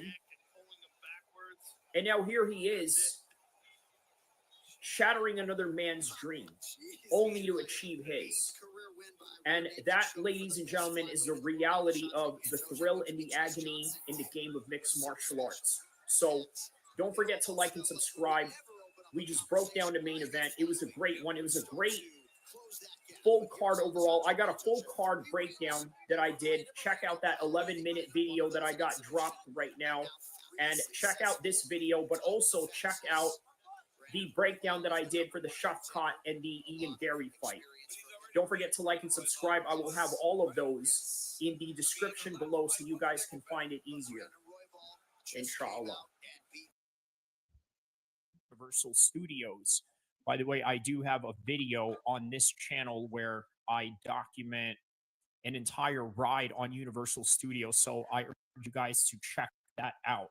So a little nice segue into this Back to the Future theme while sort of covering a Dominic Reyes video when I was at Universal Studios when he got his first win in a long time. So speaking of which, yeah, my final prediction on that, yeah, it's going to be Dominic Reyes by a decision win. And now here we are in the present moment of time. If you are tapped in right now, the 46-minute mark of this particular video, I'm now going to talk about Colby Covington versus Joaquin Buckley, the whole entire card.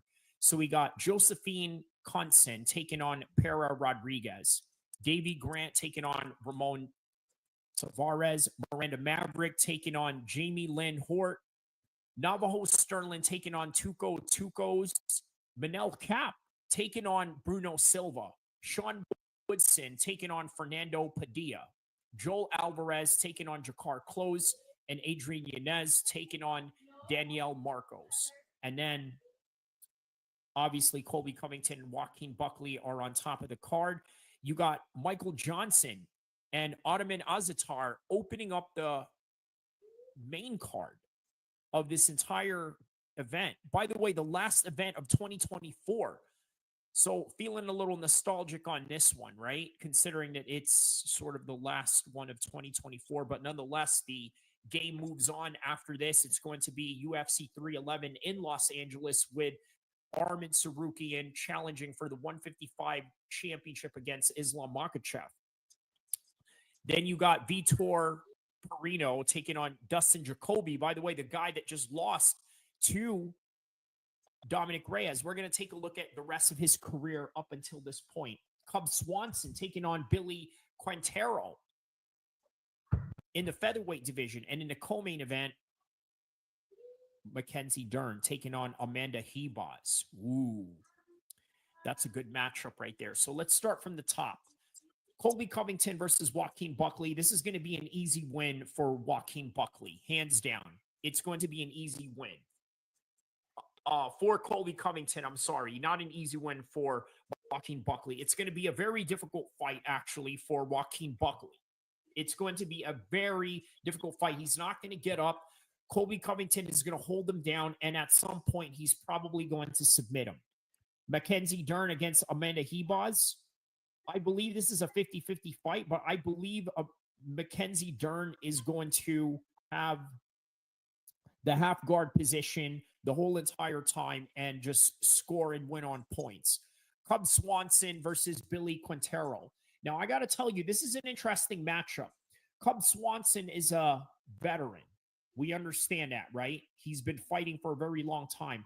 But what do we know about this Billy Quintero kid?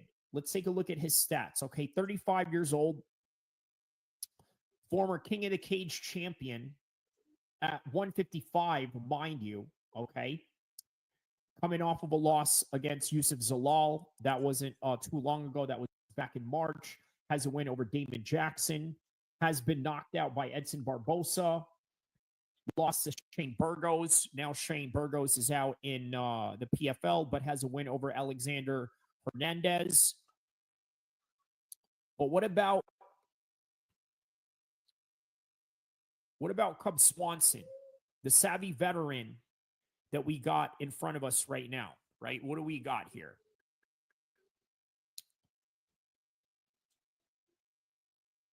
Cub Swanson coming off of a loss against Andre Fili, a split decision, very competitive in that one. That was actually fight of the night. Hakeem Dawodu, he gets a decision win over him. Jonathan Martinez, he actually takes out Jonathan Martinez with a TKO with some leg kicks. Has a win over Darren Elkins. Has lost to Giga Chikadze. Beats Ron Gracie by a decision. He doesn't finish him. So, okay.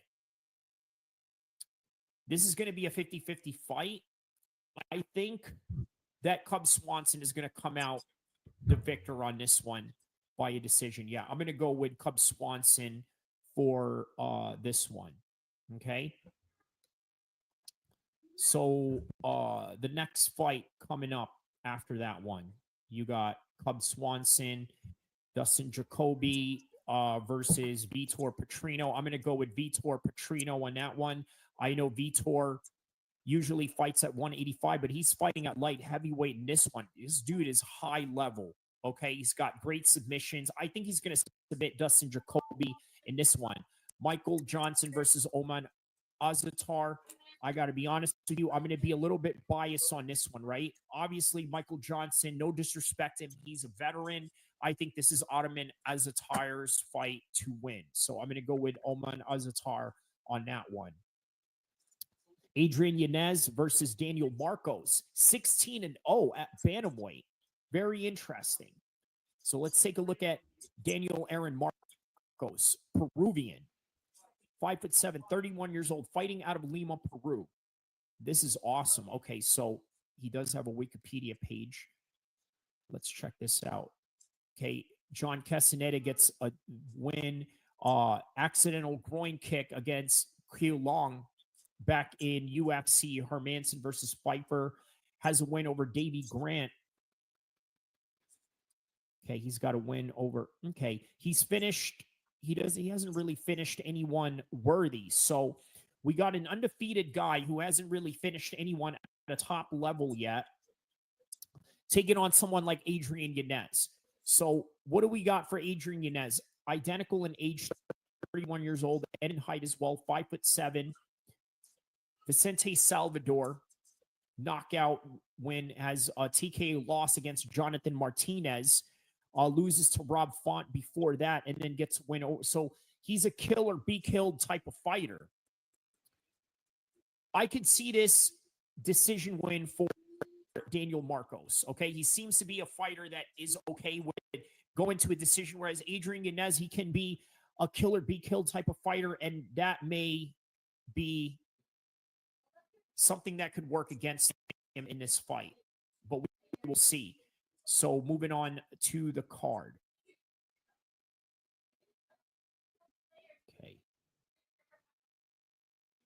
Okay, so Ian Machado was supposed to fight Joaquin Buckley on this one. Tracy Cortez was supposed to fight Miranda Maverick. That got canceled.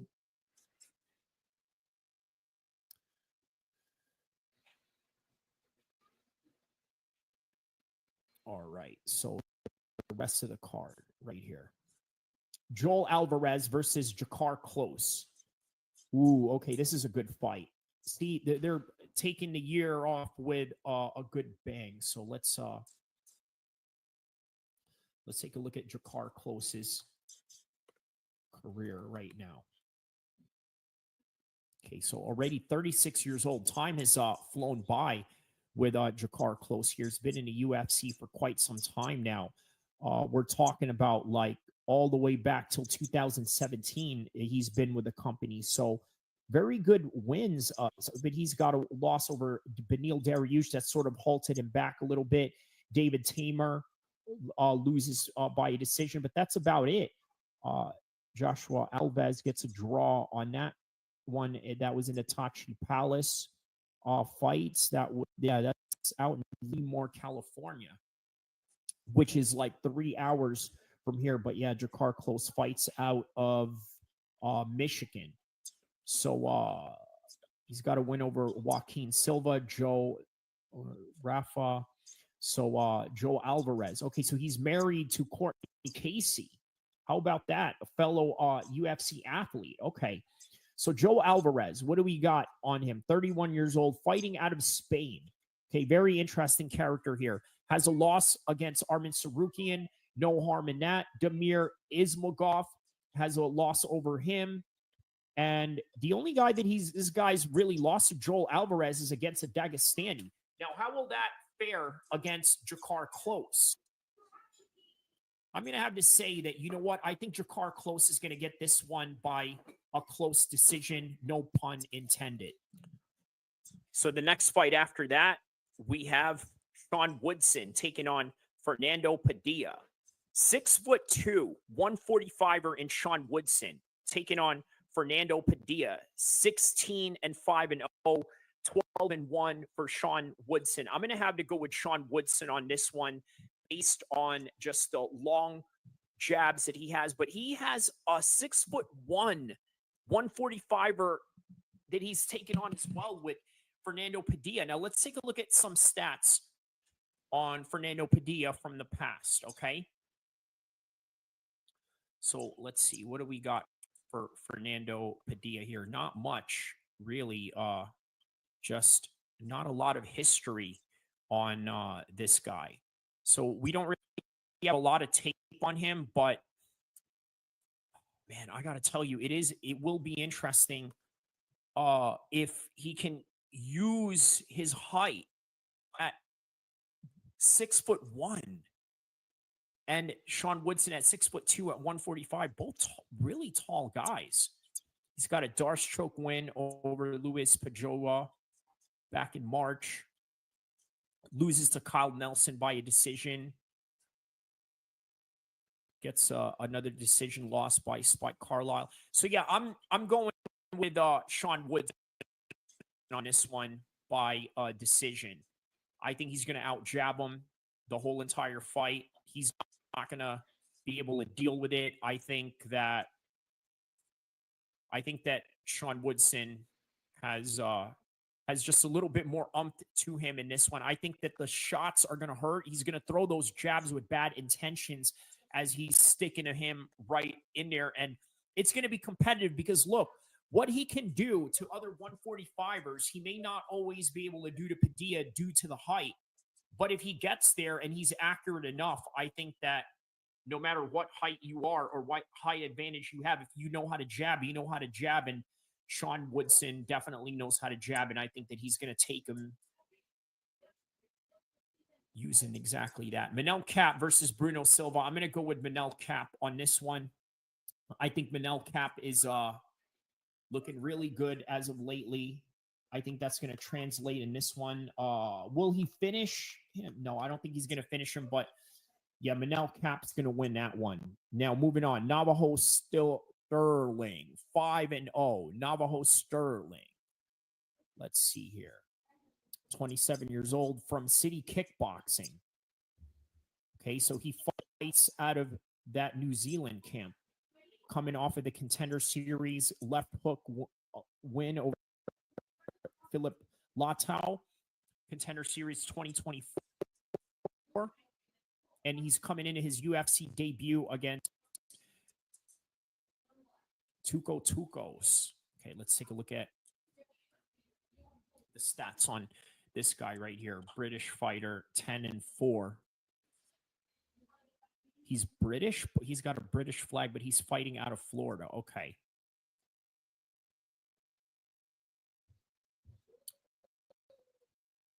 So this is his UFC debut as well. So 2 UFC debuts for 2 undefeated fighters. I'm going to have to go with Navajo Sterling on this one by a decision. So, yeah. Let's see. Okay. So next fight coming up after this one. So, yeah, Navajo Sterling by decision. So next one, Miranda Maverick taking on Jamie Lynn Hort. I'm going to have to go with Miranda Maverick on this one by decision. I think her experience is going to be worthy enough to defeat Jamie Lynn in this one. Look, I think that for women's MMA, experience and brute strength and athletic ability trumps overall everything. And I think this is an easy call. It's going to be Miranda Maverick on that one. So moving on to the next fight that we have for the final fight of the year. What else do we have right here? Let's see. So we went over Maverick. Okay, Sean Woodson, we went over that. Davey Grant versus Ramon Tavares. Okay, so let's take a look at Ramon Tavares. Where is he at in his current trajectory of his career right now? Ramon, the Savage Tavares, 10-2, coming off of a win against Siri Sidhi, split decision win, left hook, hammer fist before that. But he's also lost to Siri Sidhi by a straight right. Just, yeah, okay, very interesting. All right. Whereas with Davey Grant, let's take a look at Davey Grant, his opponent. 38 years old at 135.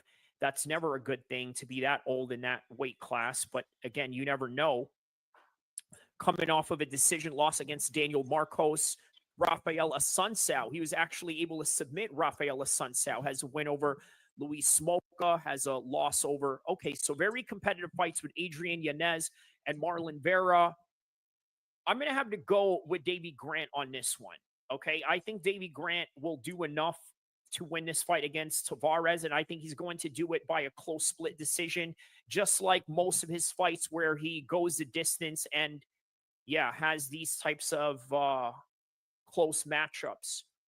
I think that he's going to do enough to win. I think that they're both evenly experienced. Obviously, he has more fights than Ramon Tavares, but I think this is Davey Grant's fight to win this one right here. So I'm going to go with him by a very close decision. So next fight that we have moving on. Let's see here. What is the next fight?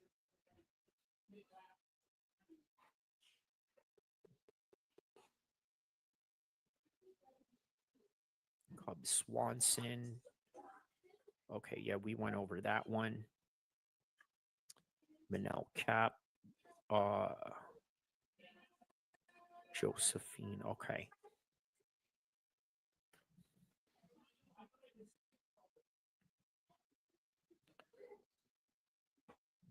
All right, so the last fight we have yet to cover, obviously the last but not the least fight of the year is Josephine Kunsun taking on Pereira Rodriguez. 9-2 versus the undefeated Josephine Kunsun, Swedish mixed martial artist. Undefeated. I'm going to have to go with her. She's got kickboxing experience, Muay Thai experience. I think that in women's fighting, whenever they have a kickboxing experience, they go a very long way. I don't see this being any different for Josephine Kunsun. Obviously, Joanna Jędrzejczyk had a very good career, but she had a prior experience in Muay Thai.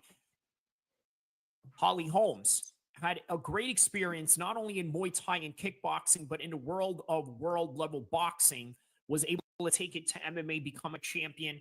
Look, I just think that there's a pattern with women having background in these individualized sports, whether it be kickboxing, boxing, or jiu-jitsu, and then coming over and dominating and winning championships, more so on the striking department than the grappling department. So I'm going to say for the women's side of things, whether that's 135, 45, all the way down to 25 or 15, it's the striking that wins the fights when it comes to the championships. When it comes to the men, historically, it's always been wrestling that was able to dominate that particular side of the competition. So that is all that I have for you on this one. I hope you guys enjoyed this content. I obviously went over why Shavkat Rakhmonov might lose Ian Gary. Check that out from beginning to end. Check out this content from start to finish. And by the way, guys, don't forget to like and subscribe, because we have the last pay-per-view of the year. And then right after that, the last card of the year, which I just went over right now. So I literally just gave you guys a prediction for all the last fights of the UFC in 2024 in this video. Don't forget to like and subscribe. I will see you guys in the next content, inshallah.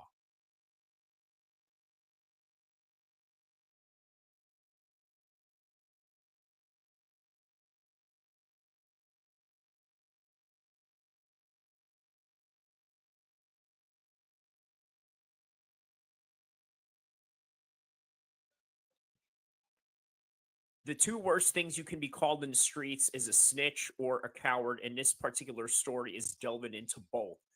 Whack 100 was accused of being a snitch by Hater World, Blue Devil, which is the guy that we are focusing this particular story in right now. He's a Mexican Sureño gang member, and obviously, yeah, he was accusing Whack 100 of being a snitch in his previous videos. He invited Whack to his set and to talk about black and brown relations. And as a result, all of a sudden, it went sideways, because it was only after the fact Whack 100 found out that this guy was accusing him of being a snitch in some previous videos. Now, is there some truth to that? The answer is yes. I've seen previous videos in the Hater World podcast where he talks about Whack 100 and Blueface snitching on a bunch of Sureños or essays for robbing a chain. And I think the reality of that whole situation was that Whack 100 and Blueface had to report an item that was stolen that had insurance on it. So in reality, is that really snitching? I mean, I let you, whoever the experts are out there that will probably know better than me, to tell it. You explain it. You tell me if you think that that is snitching in any kind of way. If you call your insurance after you get into an accident, is that snitching in any kind of way?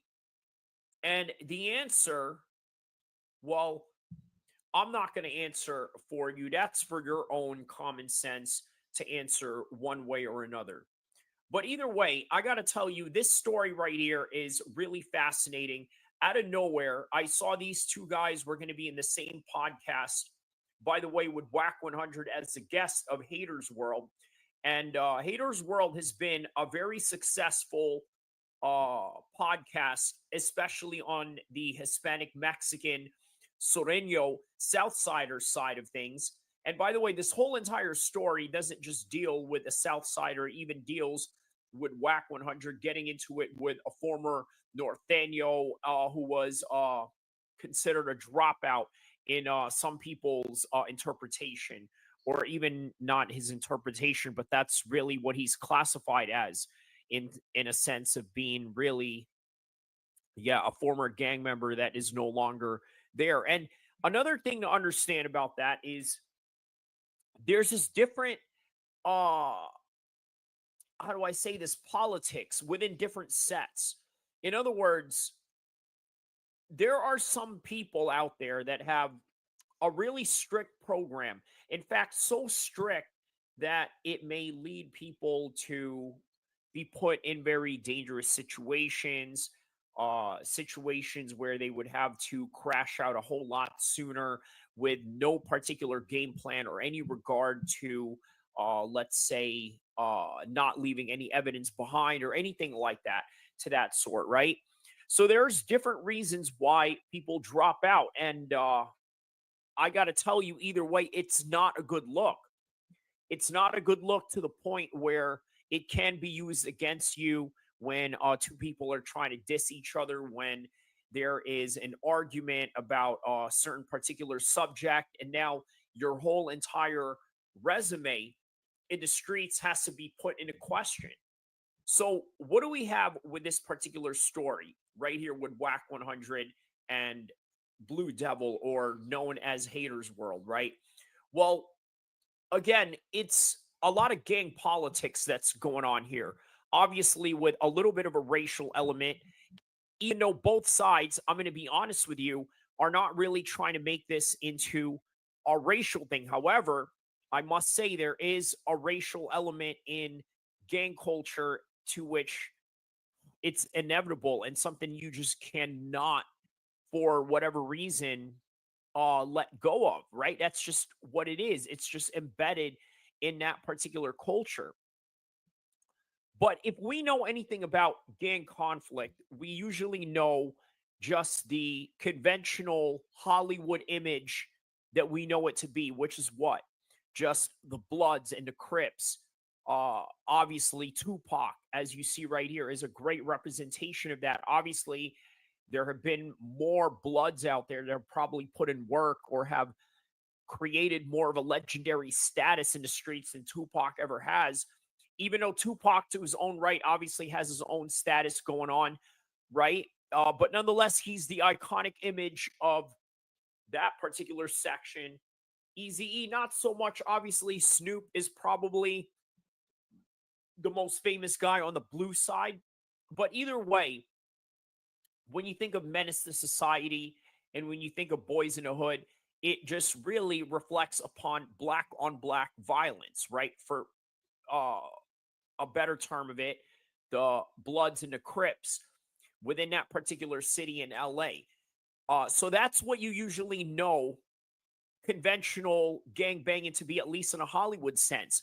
What they don't tell you is obviously, yes, the Bloods and the Crips have had a history that goes back, that stems from the 1960s and 70s. Some will even argue and say that it has roots to the Black Panthers or anything like that. But I don't know if I would agree with that particular notion. If anybody has any expertise on that particular subject, and if you know better than me, I'm not going to claim to know any better than the next person, but I would highly doubt there is a Black Panther element to that in any kind of degree, because it's just two different ideological settings. But nonetheless, that is a cultural attachment that is in the perception of many other people. But on any regard, what a lot of people don't know about other types of gang activities out there, especially in California, let's take Stockton, for example, right?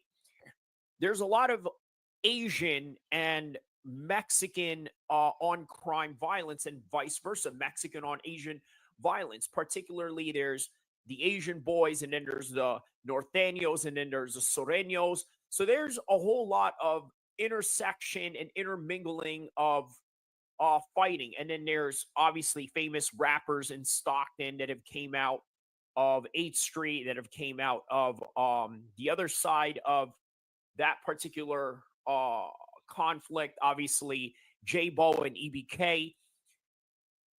That is the side of gang conflict that a lot of people don't know about, right? So there's a lot of that present going on. Obviously, here's from October 20th, Operation Kryptonite, where they had all these Asian boy Crips in Stockton and 8th Street. By the way, a street that I'm very familiar with. I know a lot of people that live in that area. I've known a lot of people that lived in the Stockton area. First came out here in 06, growing up in Jersey. I've known nothing but Stockton people in California. And yeah, man, let's just say that this right here is what happened. October 20th, the feds came down and knocked on these people's door. And yeah, you look up all the paperwork on this. It's out there. It's available. I'm not presenting to you guys anything that is a secret or anything like that. This is all public information, all within October 20th. But I'm just giving you guys sort of a little breakdown and understanding of what type of gang conflict there is in California, not just the conventional Hollywood black on black, Crip versus blood type of scenario you have going on. Obviously, this has a lot of blood and Crip lineage behind it, but nonetheless, it's still a matter of differences of politics that range from California, right? So before I move on to the WAC 100 and the Blue Devil and the Haters World beef, this right here, there's two famous rappers that are part of this particular operation that had gone down right here. Obviously, there's MBNL from Stockton. He's another rapper that's featured on here. And then there's Bands, who's also featured on here, 21 years old, also by the name of Renaco Flores, 21 years old. And MB Nell, he's known as Jonell Doggone, 23 years old at the time when this had happened, which was October 20th. So, yeah, MB Nell, I'm very familiar with a cousin of his from that part of the world in Stockton and 8th Street. So, yeah, this is basically the Asian boys. And obviously they have two well-known rappers in their section. And you know what? Here's something I could tell you about both of these guys. Okay, when it comes to Bands and MB Nell, they literally live exactly what they say in their raps. Okay, and that is a for sure thing that you can understand about these guys. They definitely live out their raps. Like, there is no doubt about it. They are all about everything that they say they do, and they got the street cred to back it up. The same when I'm out or when I'm locked up. No capping in my rapping. If I'm lying, let me die now. Caught him out and hammer my brody ate up his biz. A bitch, I live up on the A. I'm not up in the hood. How you saying that you slip on we sleep, you niggas? So, like I said, there are just some people out there that really live what they say, and what they say in their raps. There's actual rap sheets to back it up and everything in between, right? So, yeah, there's just some people out there that stand on business. Now, when it goes back to this WAC 100 versus Blue Devil situation, what do we got here? We got a guy that, quite honestly, did not stand on business. Okay, if you're going to be a South Sider, if you're going to be a Norteño, if you're going to be a Blood, a Crip, if you're going to be an Irish mobster like Conor McGregor. By the way, a story that we're going to get to later on, if you guys just stay tuned. And but yeah, if you're going to be any of these guys, you have to stand on business. If you want to be that guy on the rap music video that is standing on the cars, that's throwing all the money around and this and that, you got to stand on business. And unfortunately, in this particular situation that we are dealing with, Blue Devil, he's really looking bad here because WAC 100 literally punked him. Okay, let's get to a little reaction to this. Okay, I want to show you guys exactly what I'm talking about, right? To kind of put it in context. Now, look, is WAC 100 a snitch?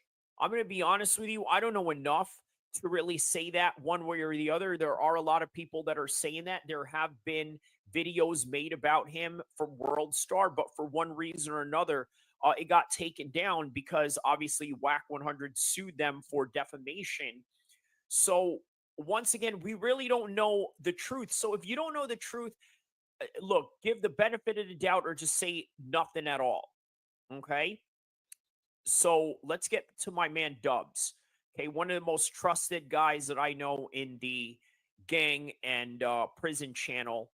I'm going to play this video right here and we're going to react to it. What's cracking, everybody? Welcome back to the channel. New video.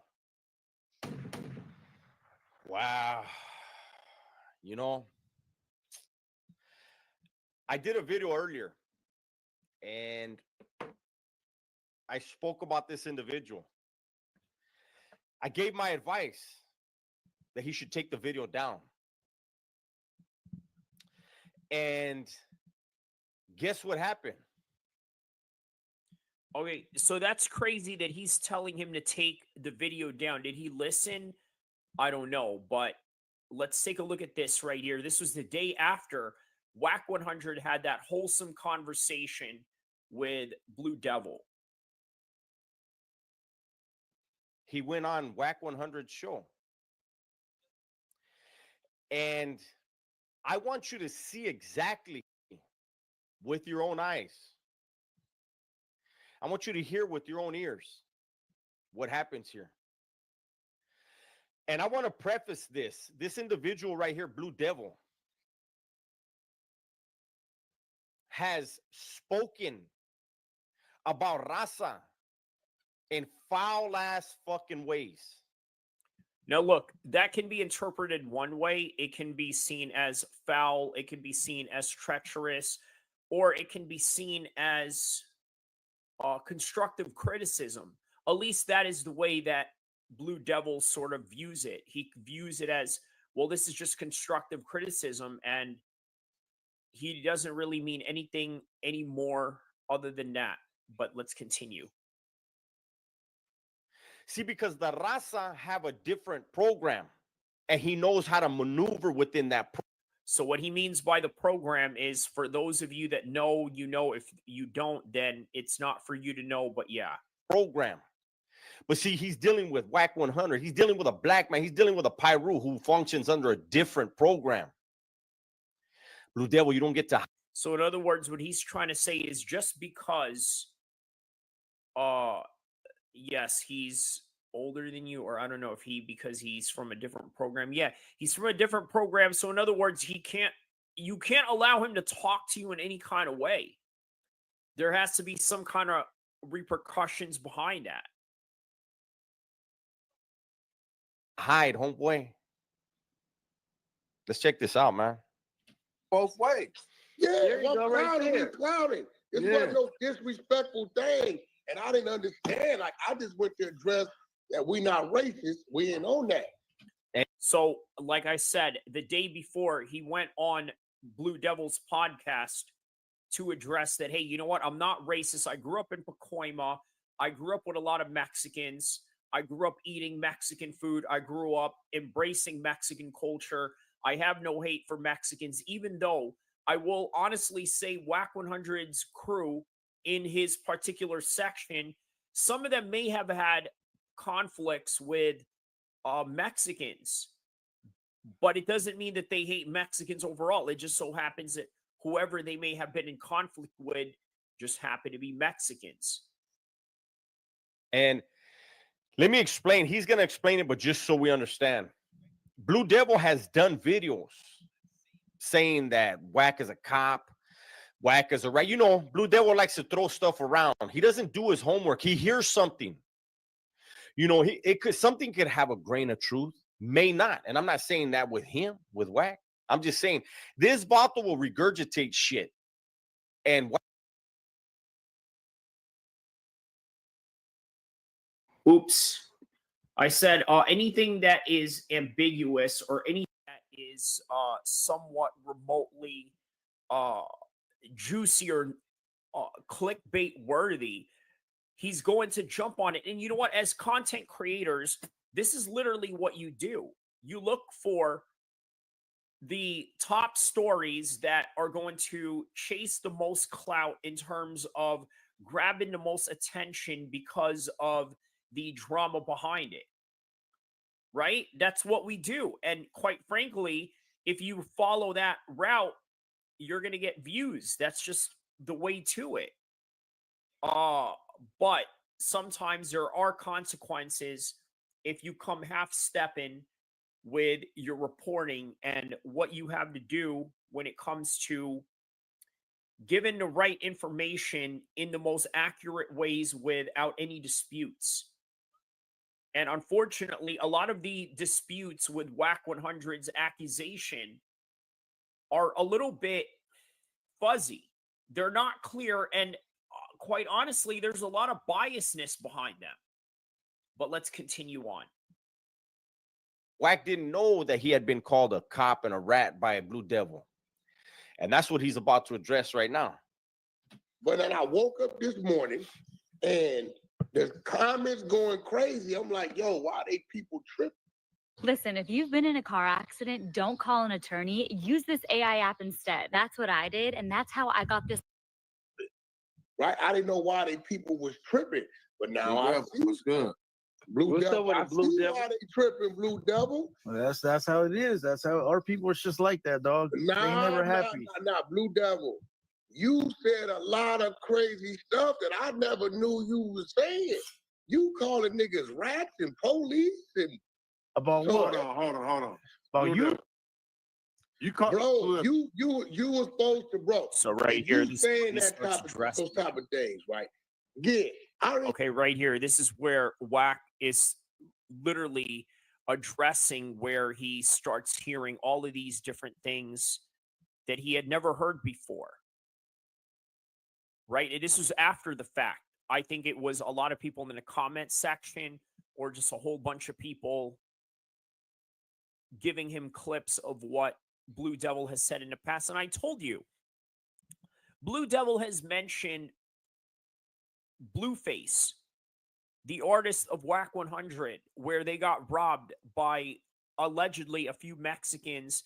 And as a result, they had to call the insurance company to report that. And somehow this is constituted as snitching. And this is what I mean by a lot of these evidences are not really clear.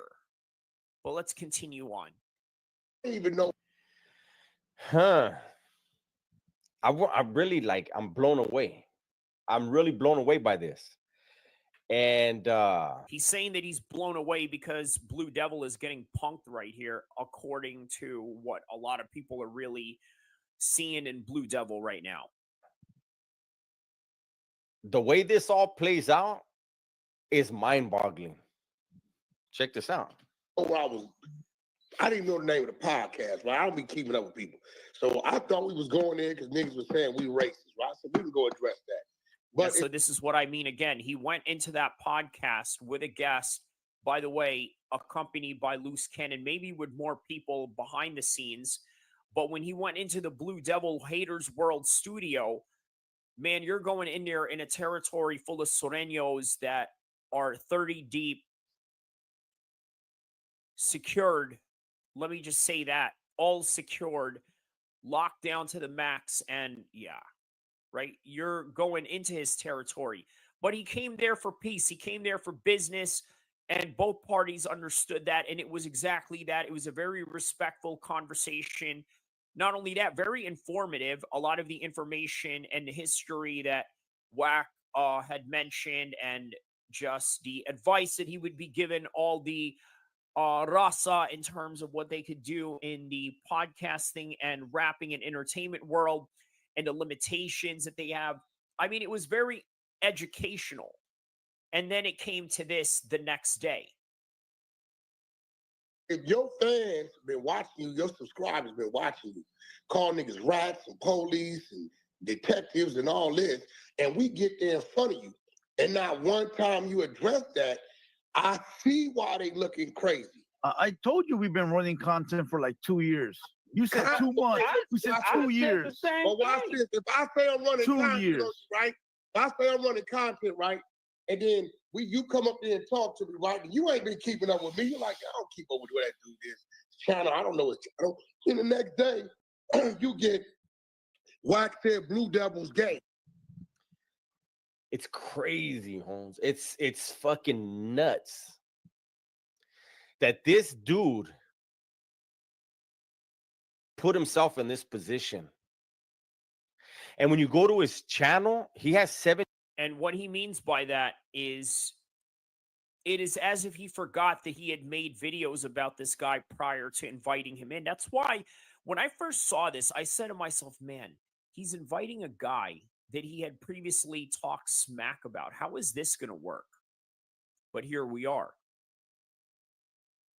17,000. As I'm recording right now, he has 17,000 views. For what is about to happen to him here and what is the damage it's going to do to his channel, his brand, there's no coming back from this. For 17,000 views. Why don't you own an apartment building? I'm serious right now. Let me show you a path that could change your life. Pay attention. Wax said Blue Devil's a snitch. Wax said this. And not one time did I ever say any of these things or address you on why I thought you was gay or why I thought you was a snitch. And everybody is dapping up and it's all love. We did. It was all the shit that we talked about was you doing work with 6ix9ine, you working with. And watch this. He's also going to address and ask him, what about 6ix9ine working with a cartel? Right? Now, how does a cartel justify working with a snitch? And then they talk about, well, they sort of had different politics down there. Or do they? Or don't they? Rats and PCs, and we brought that up yesterday. No. 6ix9ine we addressed. Yeah. Right? Because I addressed y'all that y'all scared to say something to them essays across that border because they just gave 6ix9ine. That ain't our politics. We told you that yesterday. Our politics, bro. They called dogs on y'all. But see, so now they told me you really ain't. This right here is literally a separate argument, right? This right here is more of a smokescreen. Now, Wack is asking him, well, why didn't you address the snitching thing? Well, we did. No, him asking about 6ix9ine being a snitch and working with a cartel is a completely different story and a different ball game than Wack 100 actually being a snitch himself, as what Blue Devil has accused him of. Ain't from a barrio, so I get it. Man, listen, that ain't true, homie. So what barrio you from? I'm from Looney Stress, homie, Southeast LA. Oh. Now, you know what's really crazy about this? For a long time that I've been a listener of Blue Devil and Haters World, I've never really known who he was, nor what hood he came from. There have been whispers going on in the internet. You could look it up, and then there have been answers on that, but he would never out front say it. But it's crazy that he would be forced to say it in front of Wack 100 as sort of a way to really let the, I wouldn't say oppositional gang member, but somebody that's obviously not in his program. The first time that he's actually revealing it on camera or confirming it on camera is somebody that's literally banging on him online. But let's continue on and see this.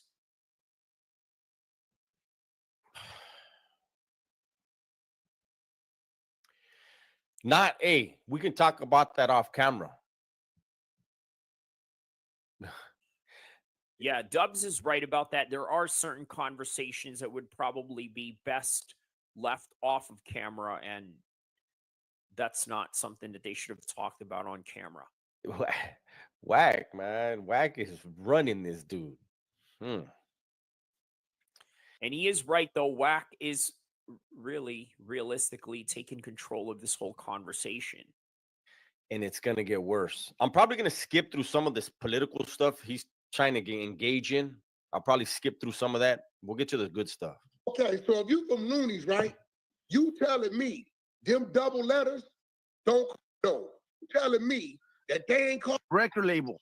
Hey, right in over there. With us. Dubs is trying to skip over them talking about the Mexican cartel or the Mexican mafia. We told you that yesterday. Yes, they do, because they cartel. Cartel. Now, hold on, bro. 6ix9ine's face is on the side of a big-ass building, And I heard you. We heard you yesterday. Okay. We heard you yesterday. That's only gonna happen under one circumstance.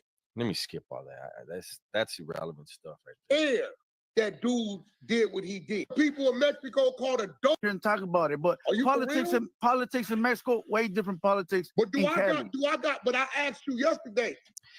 Again, the answers, the entertaining, it's like, hey, Holmes, look, I can't talk politics on camera, Holmes. Like anything like that, we can talk off camera, but what's really Yeah, I see what Dubs is talking about, but it is rather strange that all of this is being brought up again. Maybe the reason why a lot of this is being brought up is to sort of smoke screen each other's flaws here. Obviously, Wack is very sensitive about being called that because these are accusations that have been thrown at him, whether they are right or wrong. Again, so far there hasn't been really any strong evidence, just a whole bunch of people that are sort of biased against him, and I don't know if you can really take their word for it. But the question here is, what is Blue Devil going to do looking really bad getting punked like this? On the other hand, you also got to understand, this is online. There's really not much you can do online, but if somebody is calling you out and telling you to pull up, I mean, you really got to tell them, I'll pull up, or give some kind of intent that you're willing to get down or meet for a one-on-one or something. And that's sort of what they're looking at Hater World for, to do something. Are you really that guy or you're not? on your mind? That's what he should have said. What's really on your mind? Like, what are you getting at? And then take it to that point. Entertaining what? Do I got threats at the end of Power Rule? Of course not. Why would Sherry Rice and Sauce Gardner. Sauce and Rice. Kind of funny that two guys with food names ended up in the NFL. Probably just a coincidence. Oh, like we only made it to the pros because sauce and rice are a good way to sell. Game food. Get deals on saucy wings, rice, and more. Only on Uber Eats. See this property on Craigslist for $4,300 a month? Well, it's been sitting empty for the last 28 days. And there's What do you mean? Hey, listen. If your shit's on the internet, that's just content, my boy. And you know that. And you know that. Hold on, absolutely right. So music on the internet, bro. That's so. What Blue Devil is arguing here is, hey, you know what? It's on the internet. That's all that I'm really just doing this for. But Wack is saying, well, if you're going to keep it real on the internet, you're going to keep it real 24/7, and that's just that. Hotel music is on the internet, nigga. And that's cool. Internet. And that's cool. Why you ain't saying none of them? Because y'all scared, bro. Maybe I haven't got to it, dog. Maybe I'll get to it today. You ain't got to it. Maybe I'll get to it today. So now you're going to take the interview down. They say you getting pressed down. I ain't taking shit down, homie. Okay, so why you didn't call me the police when I was right there, bro? Now we're getting to it.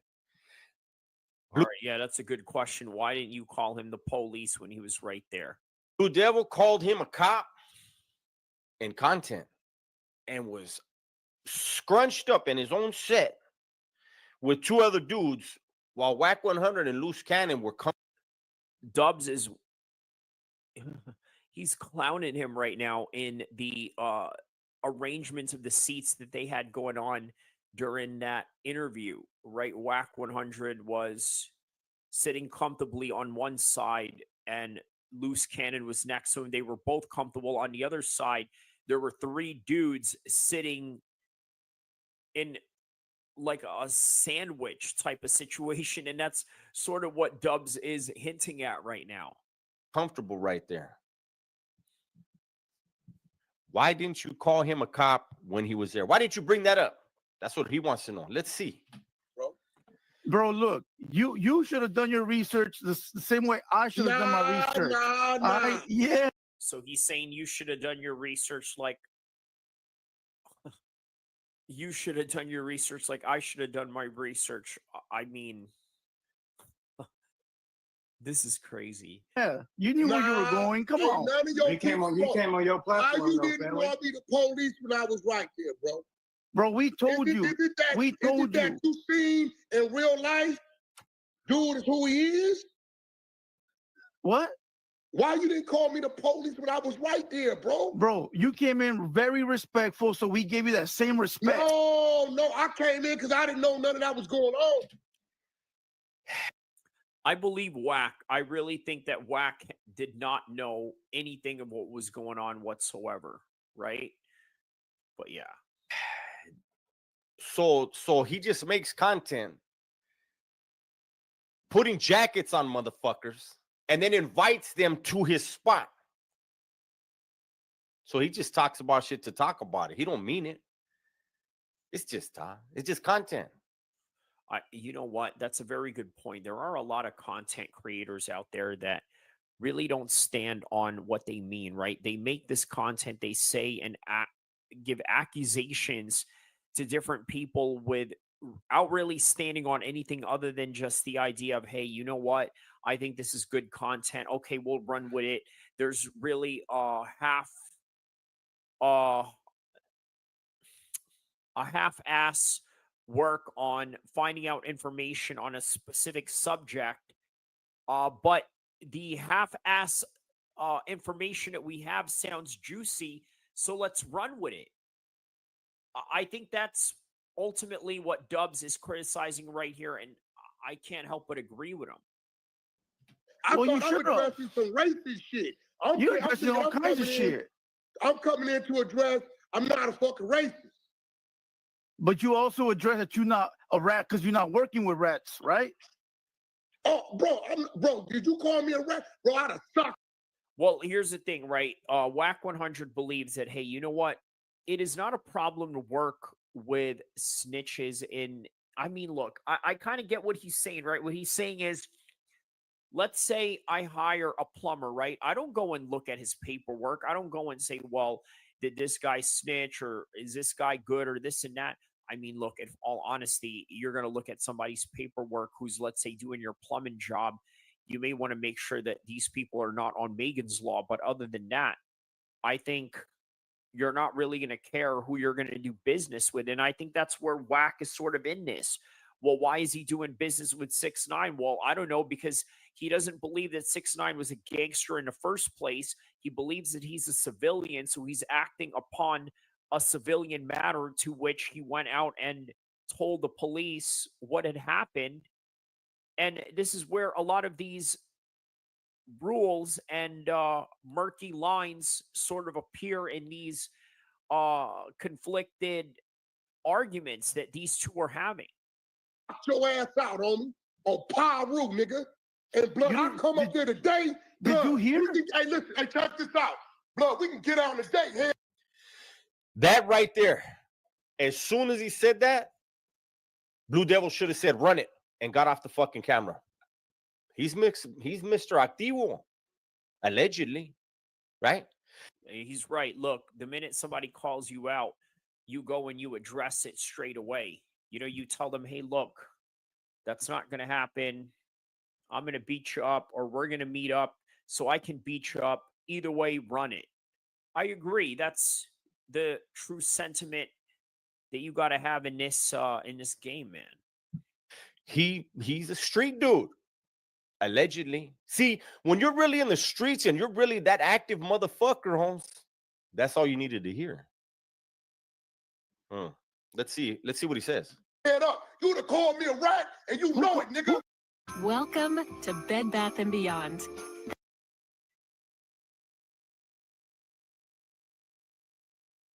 Who called you a rat? Your ass out. Who called you a rat? We can get out, homie. Who called you a rat? Nigga, I'd have sucked your ass out. I said, who called you a rat? You calling me a rat, nigga. I said, who called you? I said, who called you a rat? Okay, so you know what? Everything that Whack was just doing right now, these are all grounds of violations to every degree, right? He called out his whole entire hood. He called out his whole entire set. Blue Devil has to answer to this. So now he's disrespected Blue Devil's entire barrio that he named for him. And he disrespected everything else. He gives a fuck. And by the way, he's never usually named or called out his barrio like that ever before. Yeah, this was a bit revealing.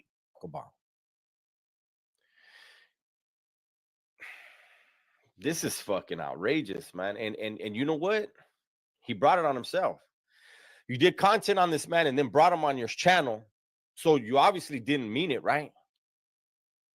I mean, you got to remember when your content goes up, people remember what you say. It was a horrible look during the live. People were talking that the comment section was like, you lost your channel. Blue Devil, you lost your channel. As I'm recording this right now, this isn't even your content. This is wax, and I'm still in the back of my mind hesitant to even put it out because I know you report people. This is serious. You can't take this down. You have people that are going to want some answers. You got Yeah, what he means by you got people that are going to want some answers, I'm going to leave that up for people that know, they know. And if you know, yeah. There's nothing more to say about that, but continue on and let's see what we can react out of this. your whole neighborhood dissed right now. You did. Your homeboys didn't engage with this, Vato. You did. You's a bitch. Nigga, Hey, listen, homie, that don't listen. You's a mark, bro. You Listen, a homie. disgrace to the Southsiders. You a disgrace to everything, bro. You's a fucking coward. If you'd have told me that in my face or mentioned that, I'd have stopped you out, homie. On Power Rule, Are you done? You out. And we can get out today, nigga. We can line it up. Are you done? Fuck with me. That are you done? On facts, nigga. Are you done? Why is Blue Devil still on that camera? Why is he asking him if he's done? Well, you want him to disrespect Are you more? you done? Where in the fuck have you been? Anybody that has any kind of schooling knows, has seen a long time ago, Holmes, what it really is. You can't, you really sold out. You brought Whack on after you dissed him and you didn't bring it up to him, and he has every right to be mad, Holmes. You did that. And now he's doing. Yeah, Dubs is absolutely right about this. He has every right to be mad about this, right? Because he didn't know. He had no idea. He just knew that this platform was big for the Southern California Hispanics, and he thought it was a good way of sort of, promoting or giving the propaganda that he's not a racist, I suppose. Doing all this to you, and you want him to finish what he has to say about you? That's bitch shit. You should have said that in my face. You never said that, homie. I gave you love. I gave you love. And we returned that. You came and told me, returned hey, bro, that. off of nothing, I disrespected you. You shook my hand. You shook my hand. You shook my hand. You ain't a man. I just took a blue chew. Sir.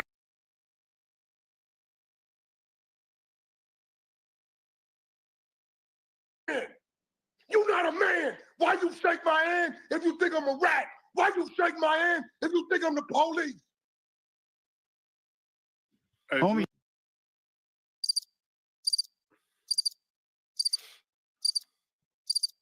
Why did you?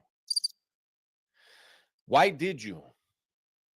I could explain why he did. It's because Blue Devil is about just getting the content every time, right? He doesn't care how or when. It's just, this is the consequences you have to face sometimes, right? You got to stand on something. You either got to stand on something or you got to have the accurate information that you're reporting, and you got to do both of those in a very efficient manner in this YouTube game. Again, this is a different group. You can't. In other words, you can't allow him to talk to you like he's your OG leader. And hide. So you hide. Everybody behind the scenes knows what you do. What he means is that, look, there's guys out there that will literally call a gang for a one-on-one fight. Like you and me got a problem. All right, you know what? I'm ganged up. I'm going to go call the gang because me and this guy got a problem and I'm not going to solve it because I don't want to run the fade. I don't want to fight this guy. I don't know, man. There's a lot of guys that are like that. I'm not like that. Look, hey, if I had to use a group of guys for anything, it would be because you owe me money, and I would rather not go through a long drawn civil case to try and grab it out of you, rather just try to take it out of you expeditiously in the most efficient manner that I can possibly find. And sometimes that would require a group of people. But in any regard, yeah, that would be the only time I would use them, but not for a one-on-one fight. And that's exactly what Dubs is talking about here. Devil. But you can't with them. They function under something else. And I know you're spooked because you brought them to your place. And this is a bad look, eh? There's people that are seeing this, and that's all I'm gonna say. You didn't hear it? They're gonna want some answers. You didn't hear it? You didn't hear it? And I'm You didn't hear it? I went through that. So now he brought in, see, Wack brought up Droop's name, and now Droop got disrespected. But Droop didn't call, as far as I know, he didn't call Wack the things that Blue Devil called him. So you got your... No, the other guy that was there, I'm sure, had no idea about anything that Blue Devil has said. Or if he did, it wouldn't be one of those ideas that they talk about every day, that it would be embedded in his mind. Okay, on second thought, maybe it would be a conversation that had come up at some point, like, you know, hey, whoop-de-woo, droop-de, you know, Wax is a snitch or this and that. Oh, yeah, at some point, maybe a conversation had came up, but your whole neighborhood disrespected, Blue Devil. Now you got your co-host and your friend disrespected because of your mouth. And look at you sitting there pleading. Hear me out, Wack. Hear me out. Let's see. I'm gonna tell you this, dog. Hold on, I'm gonna tell you this. I'm not, dude. Why you said you know where you at? You seen what it was. Yeah, we know where niggas is at. So either you gonna retract that rat shit, or it's gonna be what it's gonna be, bro. Because niggas is not playing. Homie, we're going based off of what's on the internet, and based off the content, based off the paperwork, and based off all this shit that's there. I'm asking you man to man right now. Are you calling Listen, homie. I gotta go back through all that shit and read all that shit again.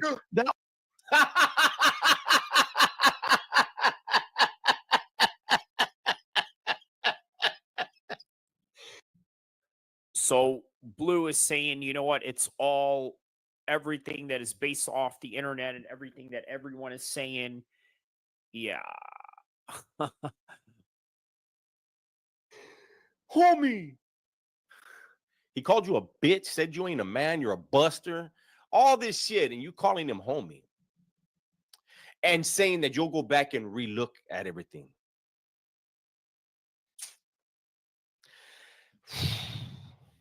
I think we've seen enough, right?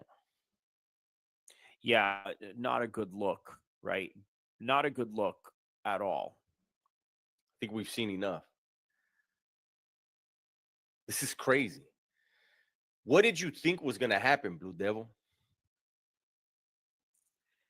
You did a live last night, and then you saw your own comment section, what they had to say. And then for some reason, you just really thought, you know what's an even better idea? To go on there.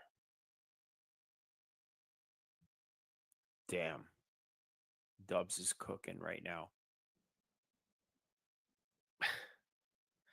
All right. You did that, eh? You went on there. Congratulations, Holmes. And you got yourself disrespected, and you're still pleading for him to hear you out. You got your barrio disrespected. You got your co-host disrespected. People that had nothing to do with the words that came out of your mouth got disrespected. Don't.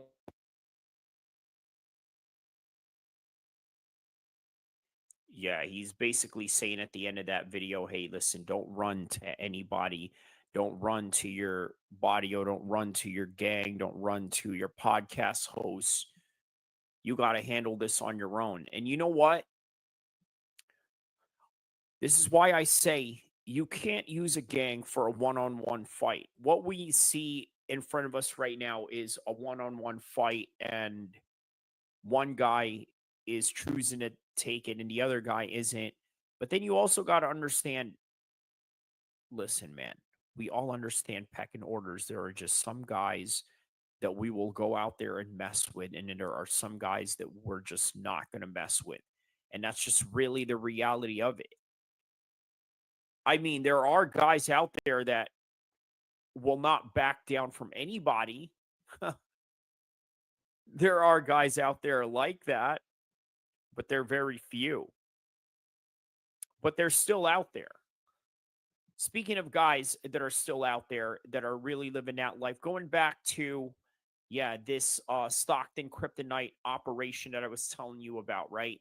So Stockton, California Police Department announced on Thursday successful Operation Kryptonite, which aimed at disrupting criminal street gangs in the city of Stockton. Ongoing investigation began in June 2020, resulted in 55 search warrants, 38 recovered firearms seized, 34 people arrested, part of our ecstasy, abundance of marijuana, cocaine. Families in Stockton can read a little bit easier. Okay. Yeah. So, this was what I had mentioned earlier with the Operation Kryptonite. Investigation was mostly aimed at certain street gangs in Stockton: the Asian Boys, Muddy Boys Crip, Little Ruthless Criminals, Comstock Crips, Loketown Crips, and Asian Crips, according to Stockton PD. So man, this is the thing with Whack 100, right? He's a real one, right? He's done real things just like these guys right here have done real things as well. Make no mistake about it. However, having accusations like this, it's quite serious, right? And it does get to you to a certain extent, right? Now, Whack 100 is known for exposing a lot of people, right? He's exposed a wide range of rappers that have snitched. This is just a thing that he does. One of the people that he had exposed recently, or not too long ago, was this Armenian guy named G-Face, right? So what's interesting about him, he runs with the Armenians for a while, but then he snitched on the Armenians, and then he started running with the Mexicans, which is why a lot of people were suspicious, as to wondering, well, how is it that this Armenian guy who runs with Mexicans never had any of his Armenian homies around? Well, they found out, and the reason being is because the guy literally snitched on his Armenian homies. But make no mistake, man, Armenians are a heavy part of the gang culture in California and LA in particular. Speaking of which, let's go back to this old story back in the days when LA gang members find their way into Syria. Now, I don't know why they have a Daesh flag here, because these guys that they're talking about here did not represent Daesh whatsoever. They actually fought for the Syrian side. So exaggeration serves no purpose when it comes to the Syrian crisis, from the horrifying tales of rebel extremists eating hearts of dead men to acts of medieval corporal punishments these past 3 years. Los Angeles gang members currently fighting in Syria. The statement is true by virtue of information of a self-made uploaded video online that has been circulating on the internet. By the way, this has been already taken down, this video, but I remember it was, so the video showed two distinct gang members. One is a self-proclaimed Sureño, okay, and then Armenian gang power. How about that? Organized organizations of Los Angeles both are there for one reason: to be gang banging in Syria, homie. The two individuals that fit the bill, full body tattoo slang. Okay, And so they're basically working for Syria. Western intelligence agencies have known for years now that Syria has had a magnetic center that is particularly good at attracting heterogeneous mix of foreign fighters. Unfortunately, after seeing a video containing the same level of absurdity one would expect out of an SNL skit, if an American gang members have found themselves in the Syria trenches, who isn't there? Okay. So thus attract to fight for Assad. So this is what I mean right here. They are here to fight for Assad, right? And a little bit different than the ISIS or the Daesh situation that we had talked about. So yeah, that's pretty much all that there is to it. Let's get back to another story at hand right now, right? Obviously, here's something that we don't know, or we do know, about Conor McGregor. So recently he was found guilty. I have a video of that up right now, but many of you do not know that Conor McGregor is affiliated or is known to have mingled with the likes of Daniel Kinahan and the Irish cartel, right? So from one cartel that we're talking about to another cartel in Ireland, here we go. In our photo right here, Liam Bryan. Lad had his arm around the Crumlin brawler during a trip to the UK last year. UFC superstar shows off a car flash in a hood, striking a pose with the son of a senior Kinahan cartel member. Okay, so this was the videos and the photos I was showing you earlier right here. So here we are. Okay. All right, a little bit of a sus picture right here, but all right. All right, so that's Liam Bryan pretty much, okay. All right, and then another article regarding Conor McGregor. This was not too long ago, by the way. This was back in 2023, so this was last year that I'm about to show you. This one was, I believe, in 2018. 2017, this article right here, the one I'm about to show you, is just last year, right here, 2023. So Conor McGregor.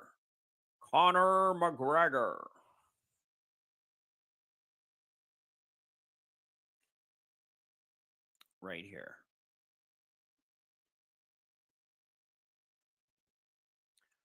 All right, pictured partying with senior Kinahan associates, the Graham, the Wig, Willian, right? Enjoys a booze up at the Kinahan associates ahead of the Katie Taylor fight in the Big Three arena. So Conor McGregor, yeah, he's very well affiliated, right? And one can't argue that perhaps maybe there is a reason why the fiance of the victim, the so-called alleged victim, had been stabbed by a group of guys en masse. I don't know. But I can tell you, everybody knows that Conor McGregor is not a guy to mess with, right? So this is what I'm talking about right here. This was just days right before the beginning of the trial. Masked men broke into Nikita homes before a civil case against Conor.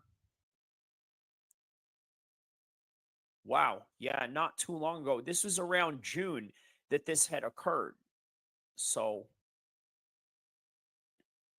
yep, obviously there was a guilty verdict on this particular situation. And yeah, there's a video that I have out for that right now. Go check that out. And for this one right here, that is all that I have for you guys right now. Don't forget to like and subscribe. Check out all the content that we have from lives, all the videos, and also on the community section. Don't forget to like and subscribe. I will see you guys on the next particular video. Let's recap everything that we had talked about just right now, okay? Whack 100 gets into it with Blue Devil. For one, he was trying to repair his image as somebody who was seen as somebody that hated Mexicans. And then he just decided, hey, you know what? I'm going to go into a top Mexican American SoCal podcast, try to clear my name, and lo and behold, this is the same guy that dissed him and called him a snitch, and then went and confronted him and tried to punk him. And as a result, a lot of people just don't like the response of Blue Devil right now. But then again, maybe there are people that are in the know that know what they need to do and maybe are handling business and are doing it quietly. But then again, you never know by the end of the day. Also, we talked about Conor McGregor, his influence with the Irish cartel, how that may have affected this case in some kind of way, or maybe witness intimidation, but obviously to no avail. He lost the case. It was a small price to pay, but that was that. Also, understand this, not all rappers are fake. I know there's a lot of them that are. I know there's a lot of people out there that try to play a role just like what they do in the fight game, just like what Colby Covington does, just like what Conor McGregor does. But by the end of the day, there are people out there that are really real and are really real about that life. And we can't underestimate anybody out here.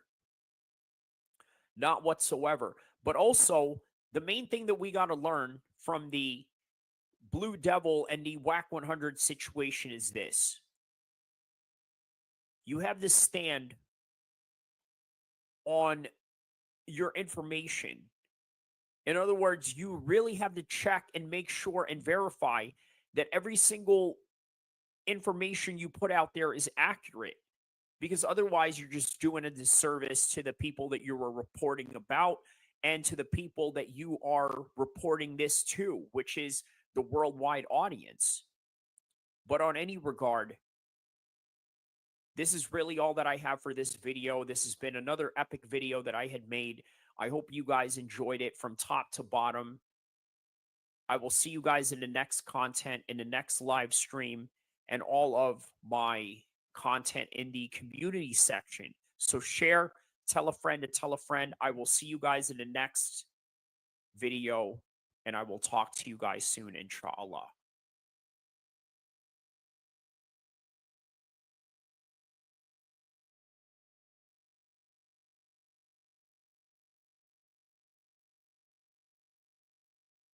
All right, so guys, that was a replay that I did with my video regarding WAC 100 and his beef with Blue Devil. So if you want to see that again, there's two places to see it. It's right here on this live stream, and it's on the video section. So what have we talked about tonight? We talked about Belal Muhammad being rejected by Event Security. Just doesn't have a lot of notoriety in his name. UFC 310. A whole bunch of crazy matchups. I've gone over all the entire cards, all the controversies behind it. But now we got to concentrate on what is next for all of them, right? So Evloev, I will say, he deserves a shot at 145. It just depends on who Ilia Topuria is going to fight next. If he has any opponents lined up. If not, that's just what it is, right? Maybe Ilia Topuria wants to move up to 155. But Islam has already rejected that notion. We also talked about the United Healthcare CEO that was unalived. Some of the situations behind that. Although a lot of things unclear. When is this guy going to be captured? We don't know. Will he be captured? Is he being harbored or helped in any kind of way? That we don't know.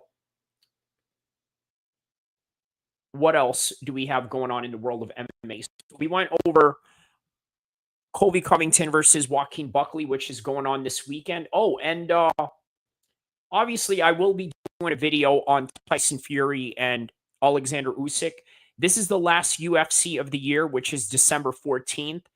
And then after that, there is no UFC, at least, yeah. No UFC events at all. There will be MMA, obviously. There always is a Ryzen card on December 31st. And you know what?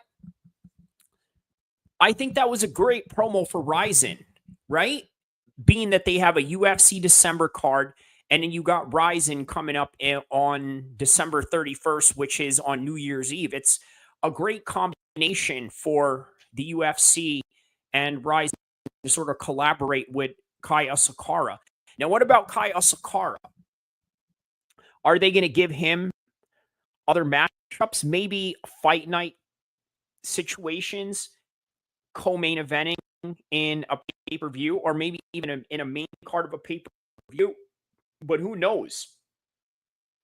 Well, what is next for Ian Gary? He's up there in the 170 division. He can literally beat anybody in the 170 division.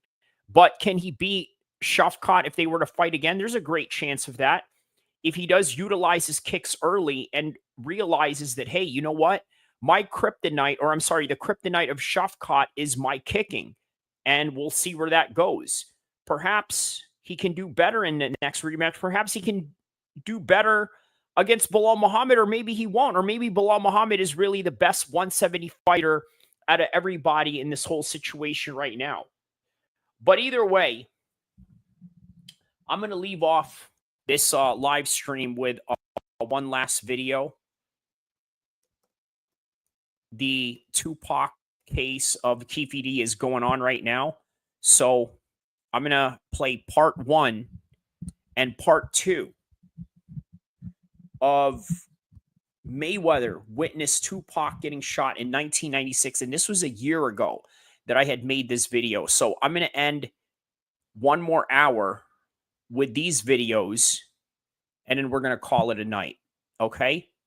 So thank you for all of those that have tapped in. And who knows, maybe I might come back and have a bonus of some sort. Or maybe I won't. Or maybe I will. But stay tuned and find out.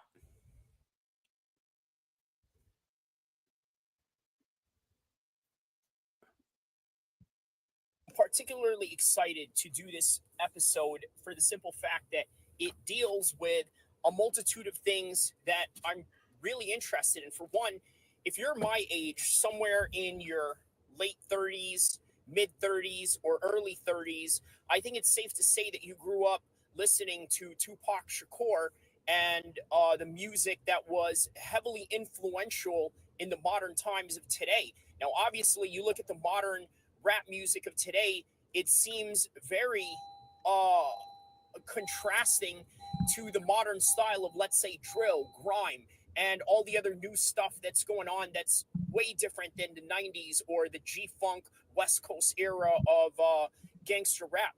But nonetheless, I think it's really fascinating that Floyd Mayweather is in this situation right now where a lot of people are implying that he witnessed the murder of none other than Tupac Shakur.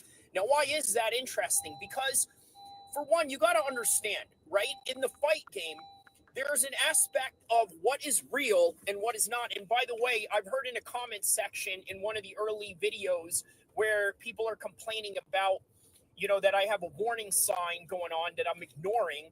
And so I'm just going to put on my seatbelt so that this way, this does not interfere with the content that I am currently creating right now. So back to Floyd Mayweather and Tupac Shakur. So as you know, in the fight game, a lot of people always talk about whether this guy is really a gangster or not, right? And then you also see that in the NBA and other sports as well, where you got multi-millionaire guys pretending to be gangsters. Aaron Hernandez in the football world, in the NFL, is a great example of that. He went and killed somebody in the Boston area when he was playing for the Patriots, and then all of a sudden gets implied for murder, gets charged for murder, and then hangs himself in the cell that he was locked up in because he just couldn't handle jail. He wasn't really all about that life. And why would he be? The guy is a multimillionaire. Now, Floyd is in that same category right now. And why do I say that? Well, you got to understand something about Floyd Mayweather, right? A lot of people understand that he is the greatest boxer in the world. And when you're that guy, do you really need to go out there and play gangster? To what extent is that useful for your career? Now, you've seen the likes of McGregor, you've seen the likes of Jorge Masvidal, you've seen the likes of Nate Diaz.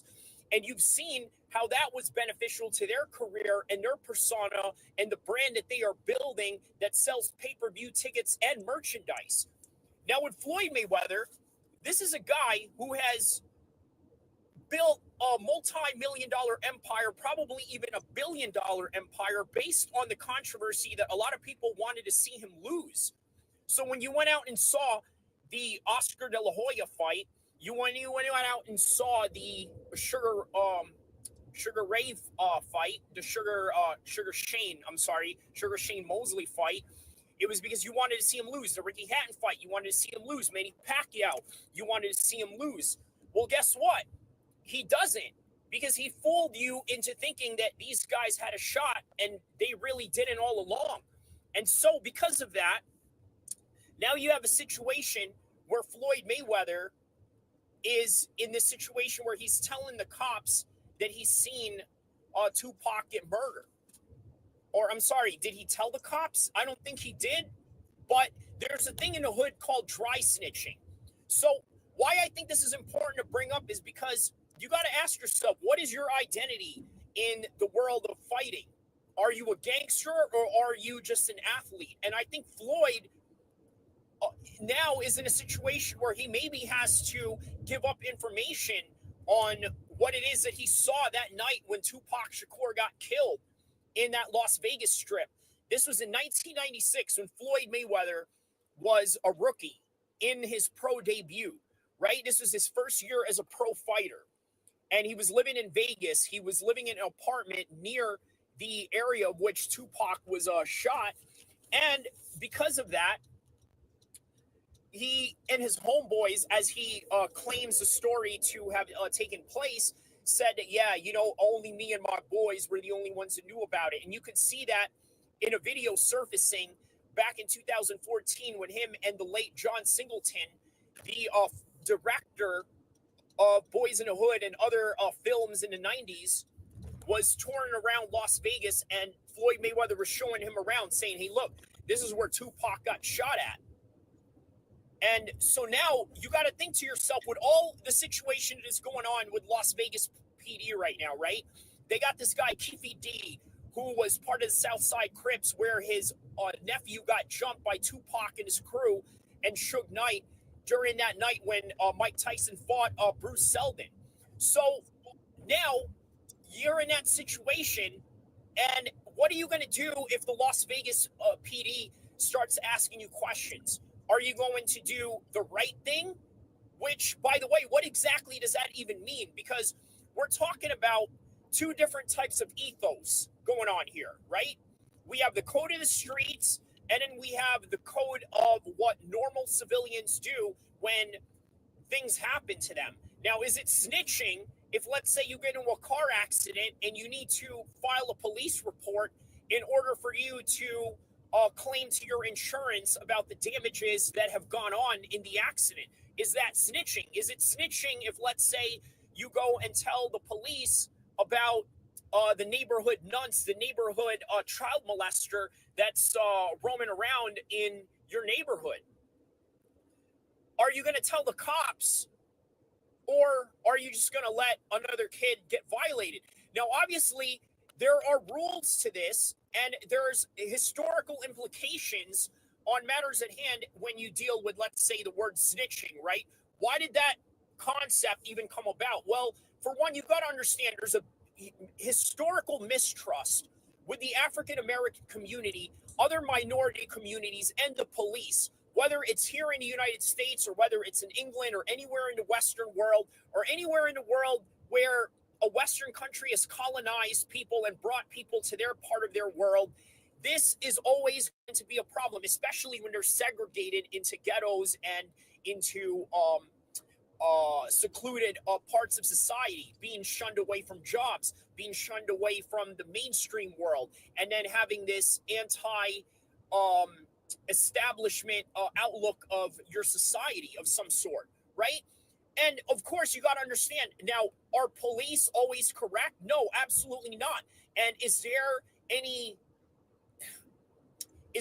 reason why the African-American community should distrust the police? Absolutely. So, of course, this policy and this idea and this ethos and his way of thinking of not snitching, by the way, is valid to a certain degree and to a certain point.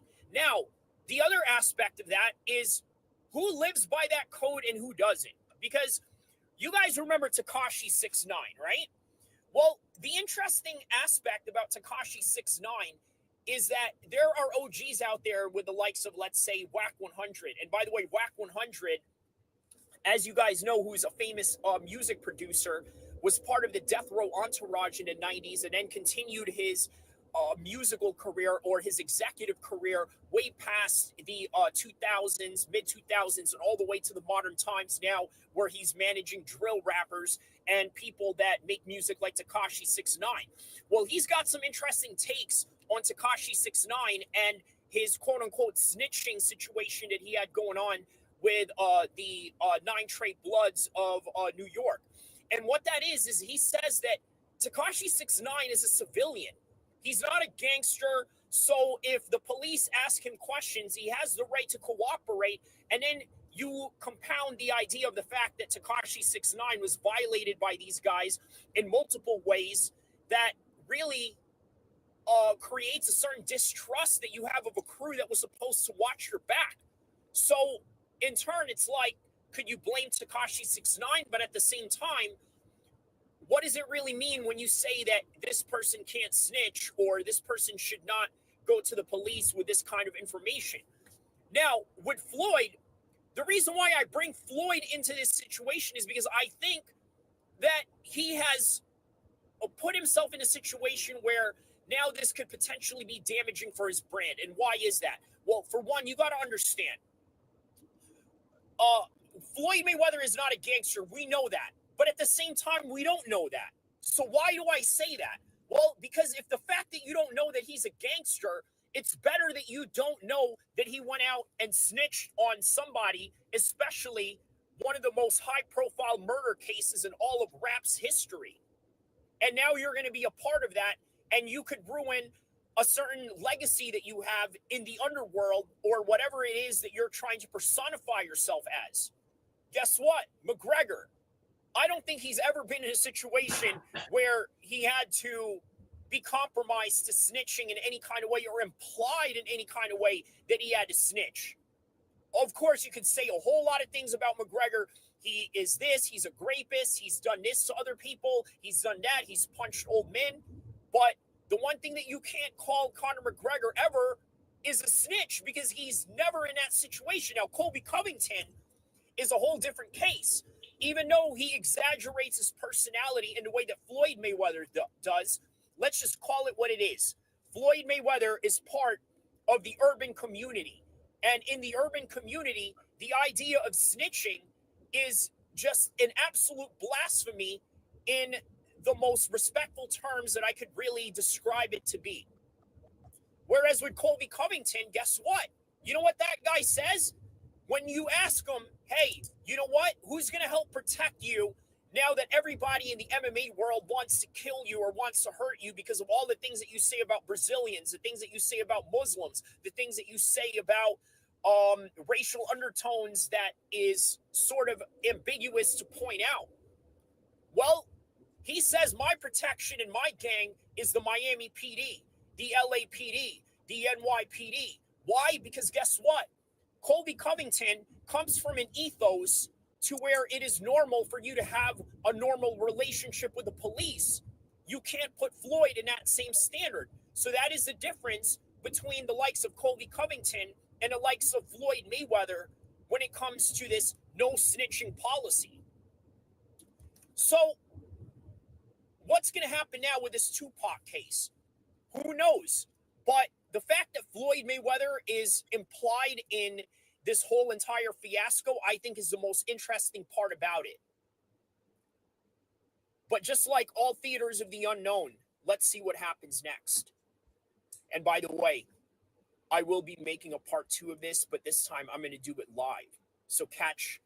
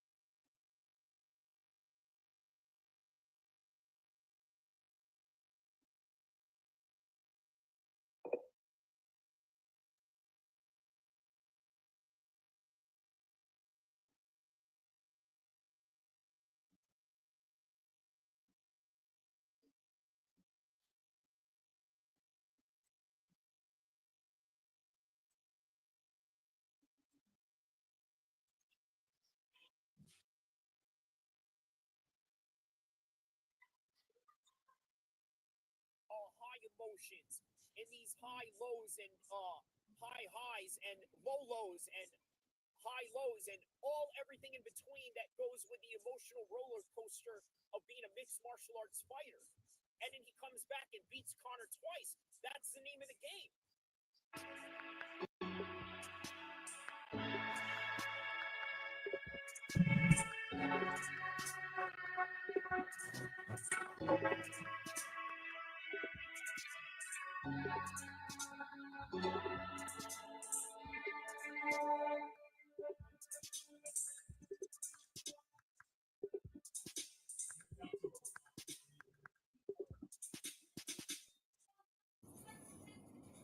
I gotta tell you guys, that was probably one of the greatest combat sports weekends of all time.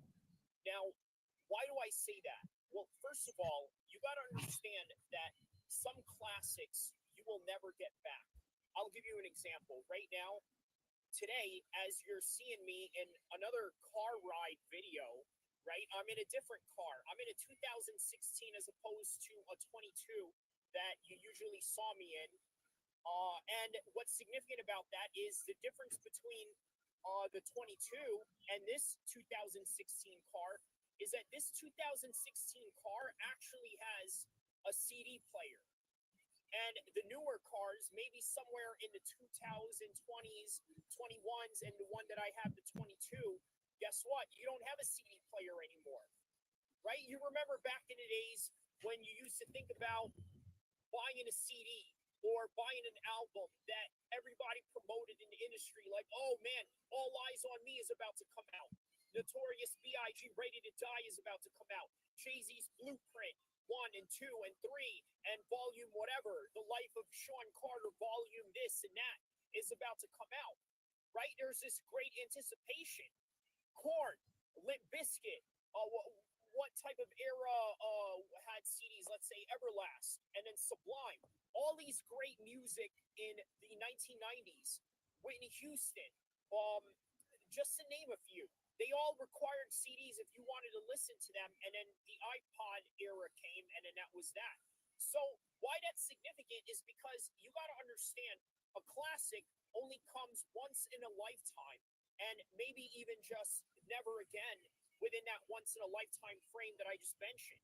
So are we ever going to have CD players in our cars in the modern day, especially with the new electronic cars and especially with the new cars that they're coming out with Bluetooth attachments where your iPhone is literally the absolute everything and end all be all of everything that you do, whether it's apps that you watch, ESPN, UFC, sports, soccer, basketball, or watching YouTube, which is the more common thing that a lot of people use as a media outlet or a media consumption in today's market.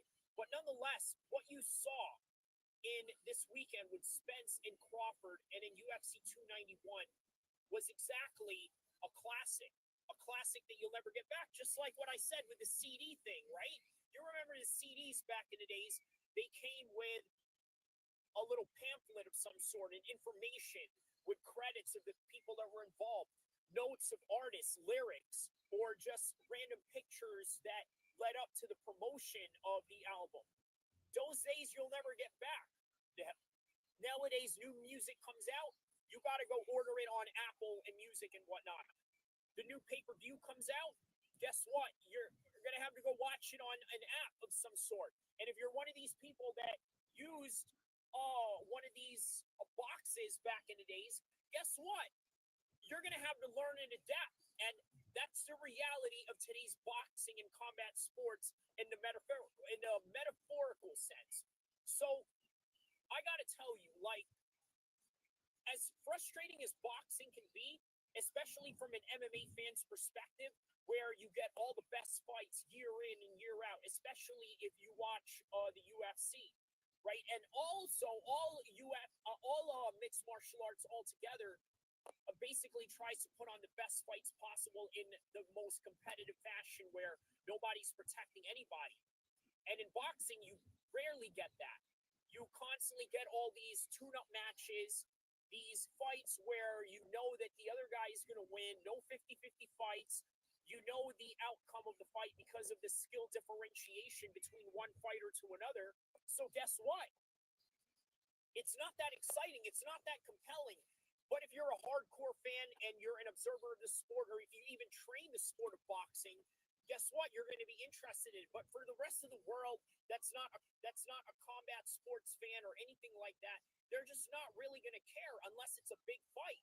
Now, in this particular generation, I think we are in an era where these big fights are happening. You had Tank Davis taking on Ryan Garcia, finally putting it all on the line. Now you had Crawford and Spence putting it all on the line.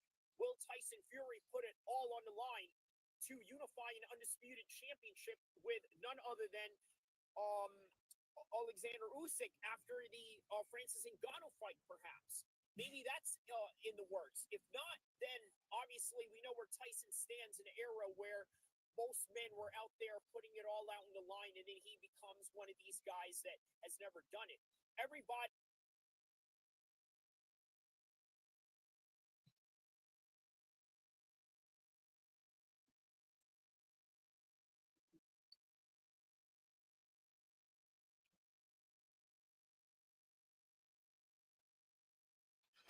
All right, guys, let me know if you can hear me good. We're about to start the stream. Drop a comment if you can hear me, and don't forget to like and subscribe.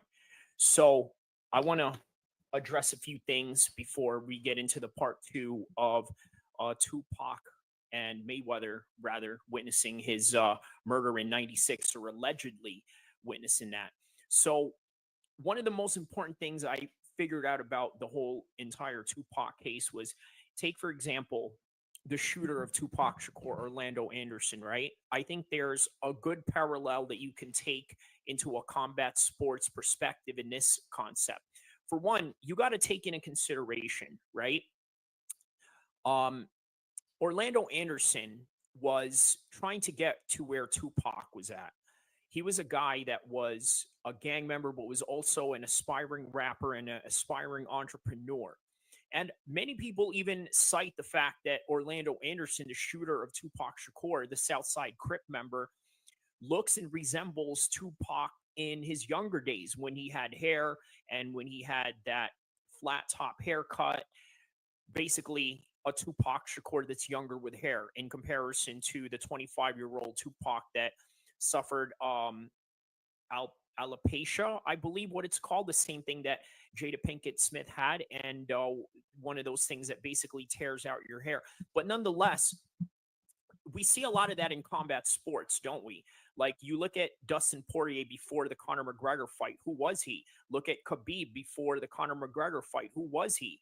He was no one that really knew in the mainstream world. But of course, if you're a hardcore fan, of course you're going to know who Dustin Poirier is, or you're going to know who Khabib Nurmagomedov is in 2017.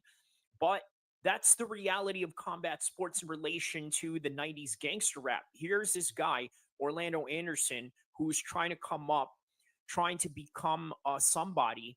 And a lot of people don't even bring this into consideration, right? They don't talk about the fact that he was a guy that was trying to get a rap label going, or was a guy that was aspiring to be an artist, somebody that would rival Death Row Records on a world level stage, right? Very similar to what you see with boxers or MMA fighters around the world, where they see their local rivals in the regional scene, let's say, get signed to the UFC, and then they don't get signed, and then eventually somewhere down the line they end up fighting each other because of this ongoing beef they have going on.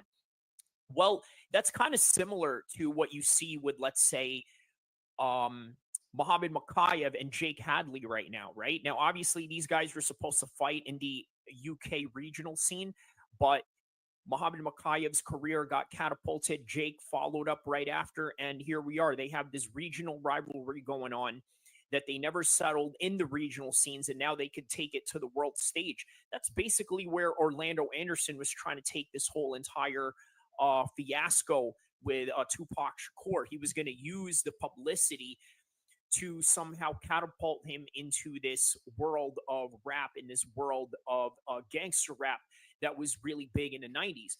Now, you got to think this is very similar to what is going on in today's modern combat sphere, right? And why do I say that? Well, for one, you got to think there's a lot of guys out there that want to come up, and then they see other guys that are already there. And then there's these two different contrasting lives that they're both living, right? One guy is now living in the mansions, meeting with all these celebrities. They have all these resources available to them. In other words, they have more of the means and resources to somehow make themselves a lot more richer in the future. Basically, resources of investments upon investments. Whereas if you're the guy on the bottom, I mean, you have to start somewhere, and you have to hope that whatever it is that you're trying to achieve is going to happen, so that you can create more lucrative opportunities for yourself. So that's kind of what this story with Tupac's murder really comes down to, is the haves and the have-nots. And by the way, isn't this really the reality of modern combat sports, if not all of combat sports altogether?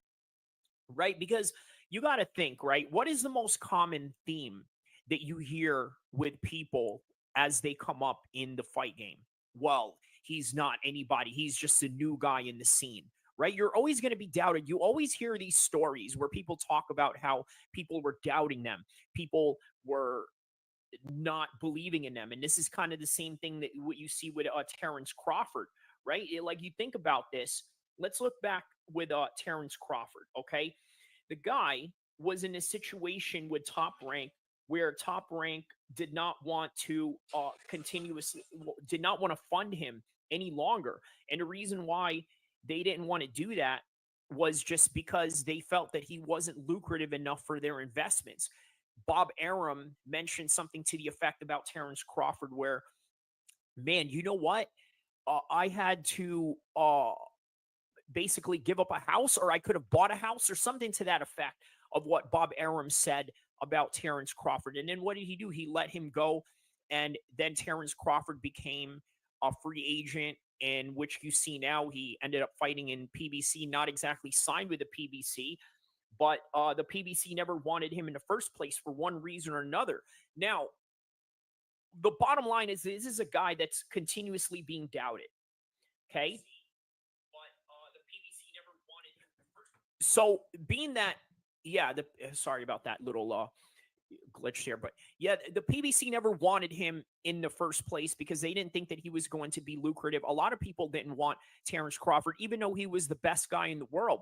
Now, the problem with that is that he didn't have the charisma that all these other boxers did, right? Hey, by the way, guess who else didn't have charisma to match with Tupac?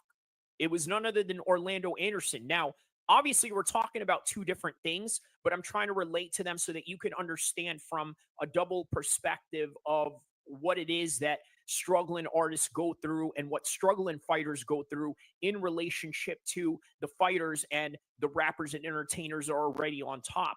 And what that is a situation where sometimes you don't want to give the other guy a chance or anything like that, or you just don't think that he's lucrative, or you don't think that there's anything there that's going to be worth your time of investments.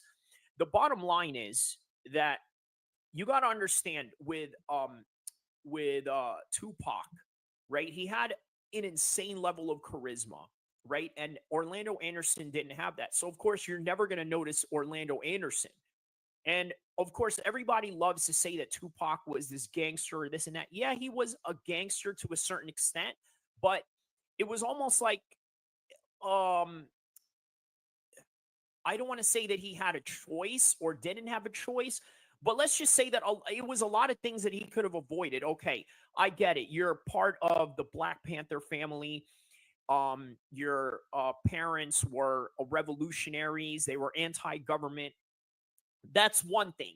I don't think that has anything to do with the Bloods or Crips or their ever-growing conflict that you can date back to the 1970s. I don't think any of that has anything to do with it. But he chose to be part of that circumference because let's just be honest about it, right? Everybody loves to be dangerous. Now, on top of that, not only are you dangerous, you also create some sort of different persona about you. And that's kind of what Tupac Shakur had going on. right? But in the end, you've seen what happened with Orlando Anderson. He's the one that shot Tupac. He's the one that killed Tupac. And unfortunately, he's not the one that is getting the recognition. And then obviously 2 years later, he ends up dying and in a hail of gunfire in the same similar fashion where he was in a conflict with other gang members, and then he shot them, and then he got shot. So then, lo and behold, Orlando Anderson suffered the same fate as Tupac Shakur. But nonetheless, you want to talk about in a combat sports metaphor or simile, let's really delve into that, right? The hip-hop culture does not respect the shooter for one reason or another. Now, I think the reason with that is because obviously this is one of those things where if you shoot someone, then you're going to go to jail. And then even if you brag about it, like what Keefe D, the uncle of Orlando Anderson, did, you're going to go to jail and you can't use it as stats in any kind of way. It's not like the knockout stats or submission stats or anything like that. But nonetheless, it didn't help him. And by the way, in combat sports, it doesn't always help other people when they knock out, let's say, your favorite fighter. Like how did it go with Chris Weidman when he knocked out Anderson Silva? Did it give him any more clout than Anderson Silva? No.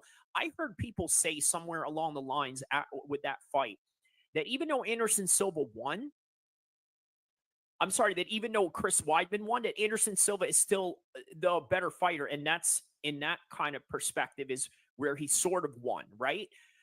But nonetheless, that's the reality of combat sports. That's the reality of gangster rap. They don't respect the shooter. And in combat sports, sometimes they don't respect the winner. Well, with Terrence Crawford, it just seems like he's in this situation now where they have no choice but to really respect him. Right? Why is that? Well, because he did a number on Errol Spence. And of course, there's this other concept where people say that Errol Spence was compromised, he was hurt, he was this and that. But then I also hear other comments where people say, well, what if he fought the likes of Raleigh? What if he fought the likes of Ugas that night, Keith Thurman or Danny Garcia? He would mop the floor with them.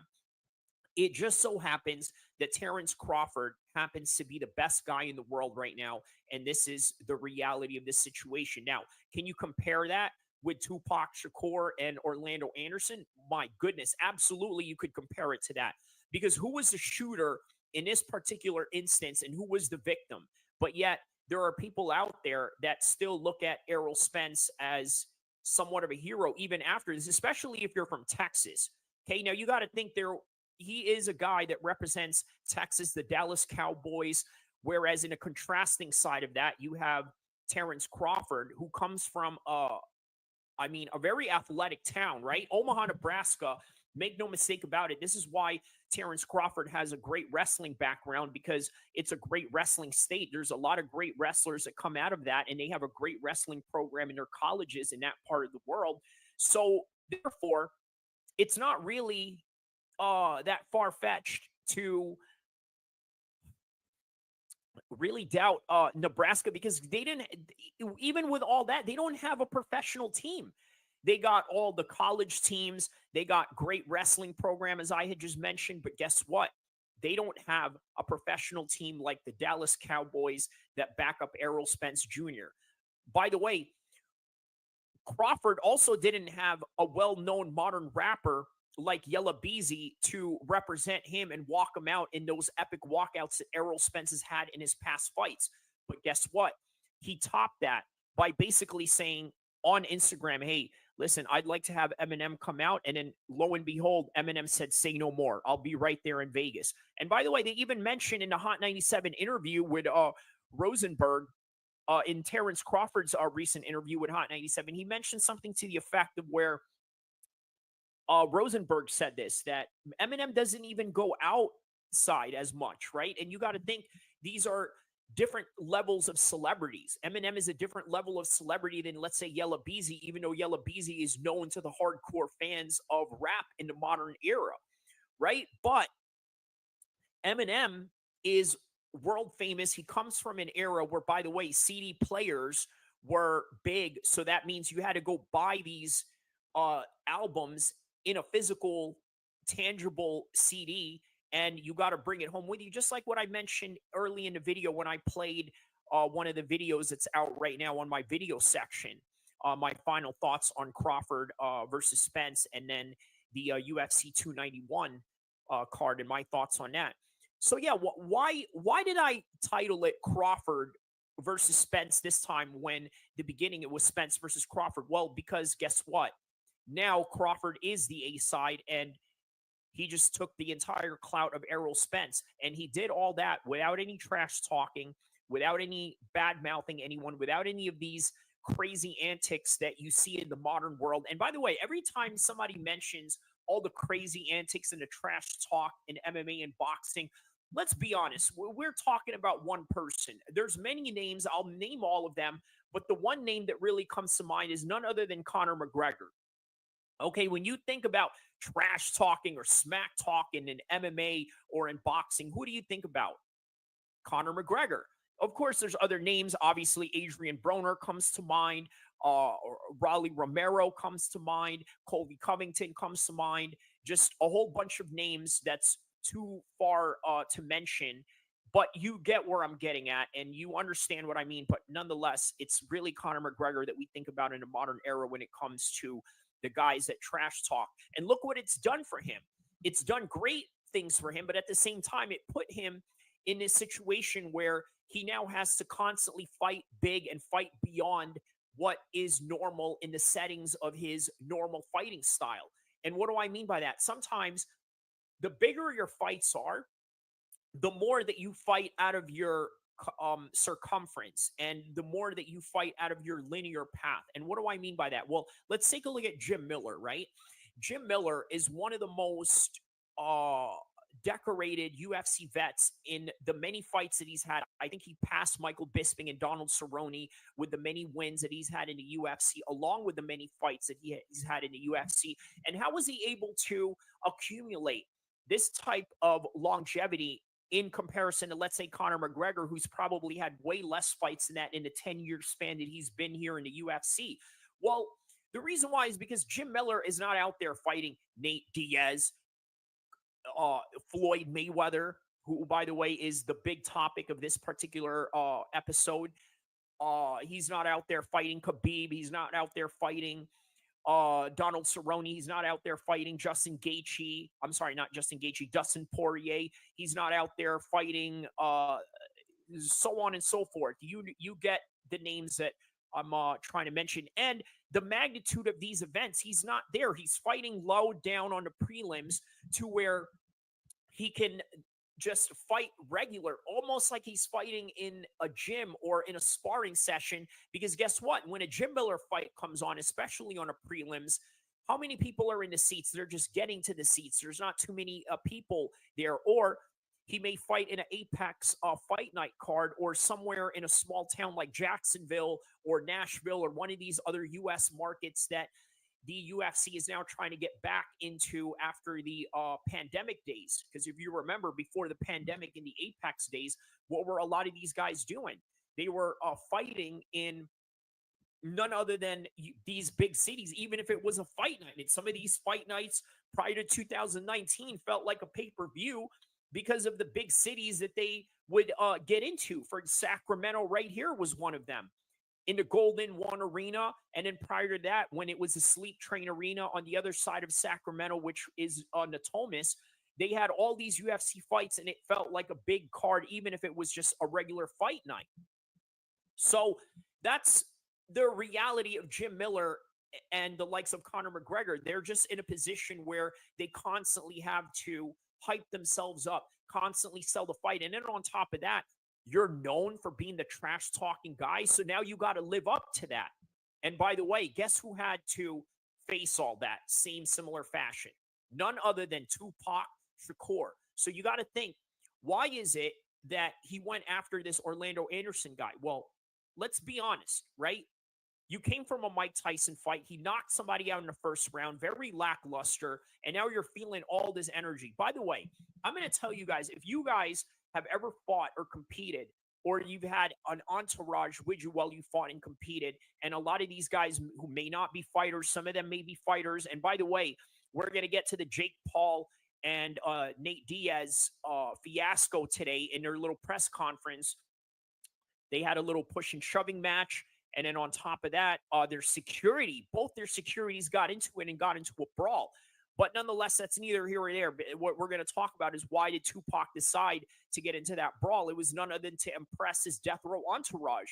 Now, the security guys in the Nate Diaz and the Jake Paul fiasco today in a presser, what was all that about? Why did they do it? Well, the reason why they did is because they want to impress everybody in their crowd. And this is what happens when you hang out with a big entourage, or when you have a big following, or when a lot of people watch you and things of that nature. This is just the reality of what happens. What happens is you fight beyond or act beyond the personality of your median path, meaning who you are on a daily basis. You sort of change up on that. You sort of become a different person because you're around different people. And so that's exactly what Tupac did. He went and humiliated Orlando Anderson in front of everybody. And then lo and behold, what happens? Orlando Anderson comes back and allegedly gets a retaliation on Tupac Shakur, right? And here's the thing. We're talking about just the realm of combat, okay? Let's really keep it in the realm of combat, because that's what this is. There's sanctioned combat, and then there's combat on the streets. But nonetheless, what people really need to understand is if you have a mindset like Nate Diaz or these other gangster type of guys, or these guys that come from honor Islamic cultures in MMA and boxing, that's what you're going to get is a combat. They see no difference about it. Yes, are they going to be gentlemen about it? Are they going to be nice? Are they going to shake hands? Some will. I'm talking about the Dagestani guys or the Muslim guys that come from an honor culture. Yes, they take it seriously as a war, but they may or may not disrespect their opponent depending on how their opponent comes across them. With Nate Diaz, he mentioned something today to the effect of where, you know what, I'm not really going to trash talk. I'm not really going to go do this back and forth. And his reason why is because he said that this is an incomplete fighting system, boxing. So why am I going to go and try to make a fiasco over something that is not real combat? And that's sort of how he viewed it, which I thought was really fascinating, interesting, and everything all of the above, right? I think that's a really interesting perspective because there are people that actually view that. Look at Conor McGregor after he lost to Floyd Mayweather. What did he say? He said something to the effect of, well, I felt like I lost some football match or something, soccer, to that effect. Right? It wasn't really a real fight, so he didn't really take it personal as such. So that is the trajectory in which how a lot of people view rules in real combat. So you got to think that in MMA is a sport that is the closest thing to street fighting. Now, you look at what happened with the Orlando Anderson jumping, right? Did that look like a boxing match, even though they were at a boxing event? No. Matter of fact, it looked more like Pride Fighting Championships with the soccer kicks that they were implementing on Orlando Anderson as the brawl was going on. So with that said, they went and took retaliation to that matter, right? And in any world of combat, in any society, in ancient civilizations, they would look at Orlando Anderson as the winner. The problem is we live in a world of laws and order, and the Constitution protects everyone in terms of having a fair trial, having a fair shake when, let's say, when, let's say, the cops are investigating you as a victim and trying to find the perpetrators and this and that. Yes, we live in those types of laws, but nonetheless, in any particular setting, Orlando Anderson would be the winner. Now, the problem is he can't do that, but also the problem is he wants to do that, meaning that he wants to brag about this accomplishment that he did, but he doesn't want to brag about it too much to where it becomes an attention to the law. And that's kind of where this situation with Keefe D is at the current moment of time. Well, why is that? Well, because you got to think, right? Keefe D is not as famous as Suge Knight. He mentions how he went to school and even played football with Suge Knight. And it's crazy how all these gangster dudes that are involved in this situation all know each other and then the different trajectories that they came up on. Obviously, there's a lot of people that will say that Keefe D made millions in the streets selling drugs, whereas you have Suge Knight, who's made hundreds of millions of dollars being the CEO of Death Row Records. Yes, this is all true, but it's sort of like the reality of what we see in combat sports, right? You look at Eddie Alvarez. What is he known as? He's known as the Underground King. Why? Because guess what? He may not be as famous as Conor McGregor, and perhaps maybe he got a little more famous after the Conor McGregor fight, but the fact that he is the Underground King means that he fought around the world, made a ton of money, but is not really that well known. And that's kind of what Keefe D is in that situation. Whereas Suge Knight, he's the guy that's been there, been in the championships, metaphorically speaking, has had all the platinum records, has had all the big money come his way, big paychecks from album A, from album B, from the Doggy Style album to Dr. Dre's debut album, The Chronic, which was an absolute classic. He has had a part in all that, and he's had a part with Vanilla Ice, and you know how that went. And I urge you guys to look at what I mean in that context, because I'm not going to make a whole show about that. Just look up Vanilla Ice and Suge Knight and Death Row Records, and then that'll be that. Okay, but then yeah, these are the two different trajectories that these guys are up on, right? So the problem is, even with all the money that Keefe D has, it will never be as famous as Suge Knight. Okay, now obviously he's not going to have the same amount of money as Suge Knight, but man, if you made millions or whatever, I mean, at a certain point, it really doesn't matter, right?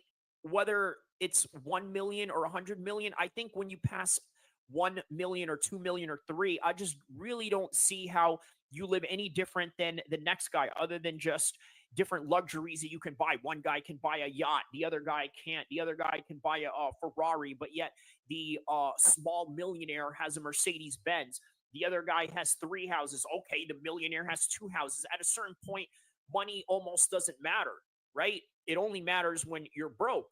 And the problem is, look, I think Keefe D wanted a little more fame, so he started talking about all this street legend stuff, and people kind of knew and hinted, but then he kind of wanted to poke the bear and sort of say it, and then he had this agreement with the cops where he gives up the shooter of the entire night, and then we don't even know if he's the real shooter, or if it's Orlando, or if he's just saying that it's Orlando because he already got shot. And then at the same time, it's not that far-fetched to believe that Orlando Anderson was the shooter, because he got into a shootout himself in the last moments of his life to defend himself. Well, these are all the realities of all this right now. With all that said, let's talk about Floyd Mayweather's involvement in all this, right? Will he tell? Will he not? And that is the question right here. And should he tell or should he not tell? And if you guys are watching right now or later down the road, I want you to write on the comment section what you think. Do you think that he should tell the police, or he shouldn't tell the police, or it's none of his business, or at some point it really doesn't matter? But nonetheless, he mentions that he's witnessed Tupac get shot. Now, why would he say this knowing that he would get implied by Vegas PD, probably get summoned, probably get asked questions, and then having to force himself to snitch, which would probably be detrimental to his brand in the urban community, which has historically a high mistrust for the police? Well, the reason why is because you got to understand, just like Keefe D, just like anybody out there that has done anything, and just like all these other modern gangsters and modern rappers today that brag about their crimes, you kind of want clout in whatever it is that you're involved in. Now, for Mayweather to be involved in this, you got to think this creates a much, much higher kudos or props to his brand, right? Oh, now you're one of the guys that witnessed Tupac. Oh, but he didn't really think about that thoroughly, because now he's going to have to be asked questions, interrogated, and possibly have to give up information, unless, of course, he switches up his story. And that's the reality of this whole thing, is he could potentially switch up his whole entire story. And yeah, you know, they'll never have to deal with it again. But that's the reality that Floyd Mayweather has going on right now, is that whether he has to tell the police or whether he doesn't have to tell the police, But why did he get himself in this first place? Is because let's just be real about it. He wants the clout. He wants the recognition. And that's literally what Keefe D has done, because guess what? He wasn't a successful record producer like Suge Knight, even though him and Suge Knight went to the same school. And as I mentioned earlier, played in an opposite football team, or I think they played in the same football team, but nonetheless, they were in each other's radar, in each other's tracks, in each other's school grade and class year. That's the reality of this guy, but he just wasn't anybody. And with Orlando Anderson, there were rumors of him saying that he himself had bragged about the shooting of Tupac Shakur in the streets.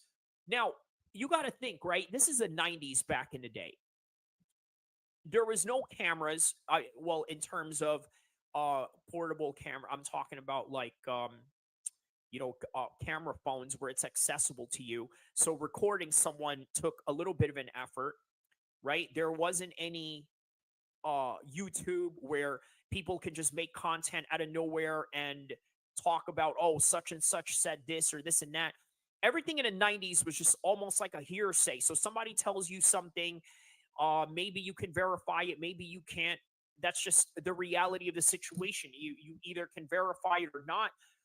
And there's really no proof. Sometimes in the 90s, all you had to do was just kind of take it for face value. Oh, yeah, I did such and such. Remember Joe Rogan, where he talks about all these different karate guys that used to go to these underground kumites, and then out of nowhere, they would be dropped off in the forest, and then they would lie to people about saying how they went into this underground tournament or got into these underground fights or kumites or whatever. Well, nowadays, there's a thing called Tapology. There's a thing called Sherdog. There's a thing called BoxRec. So if you want to lie about anything that you have done in combat sports, well, you can just look that up, and there's even amateur records of people online. So there is no hiding, there is no lying, and everything in today's world is right up in your face and can be verified as the truth or can be verified as a lie, depending on whose subjective opinion and depending on whose objective numbers and metric that you want to go by. But in the 90s, it was like, okay, you know what? You're Orlando Anderson, right? You're living in the hood. You are never going to be as famous as Tupac. You're never going to be as rich as him. Okay, but you're living in this situation where you're in Compton. Even after you killed the guy, you still have to go home and deal with his baby mama drama that he had going on.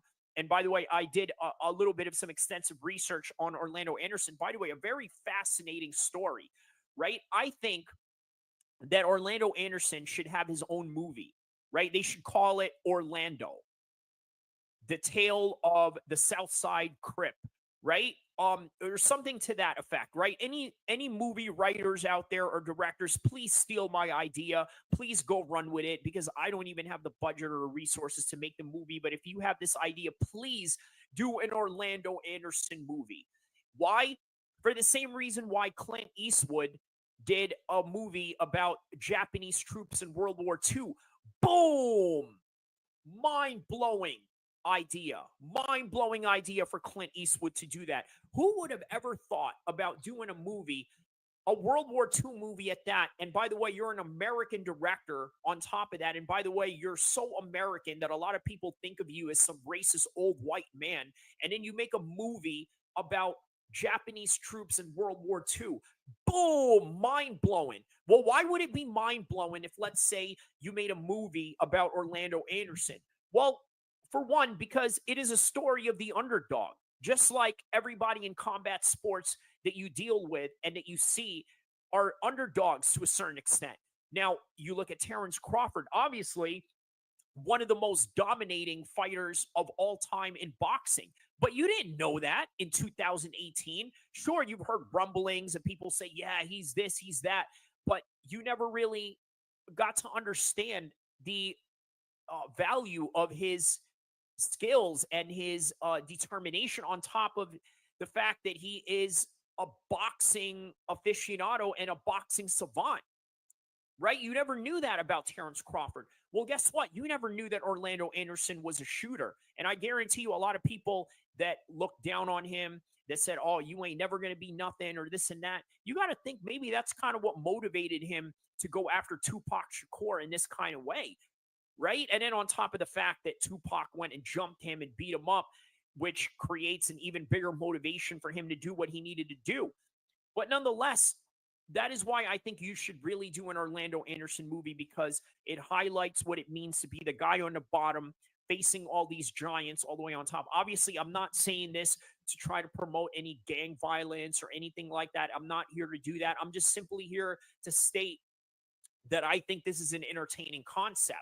And this is one of the reasons why I went and did this particular podcast, because, hey, I'm never going to make a movie about this, but I can talk about it and I can give some sort of insight and metaphor to combat sports and how this relates. For example, I looked at some photos of Orlando Anderson, right? He has multiple kids with this one girl who I believe was a nursing student at the time. And I'm like thinking, man, you know what male out there in California or anywhere in the world can relate to this in his situation that he's at right now?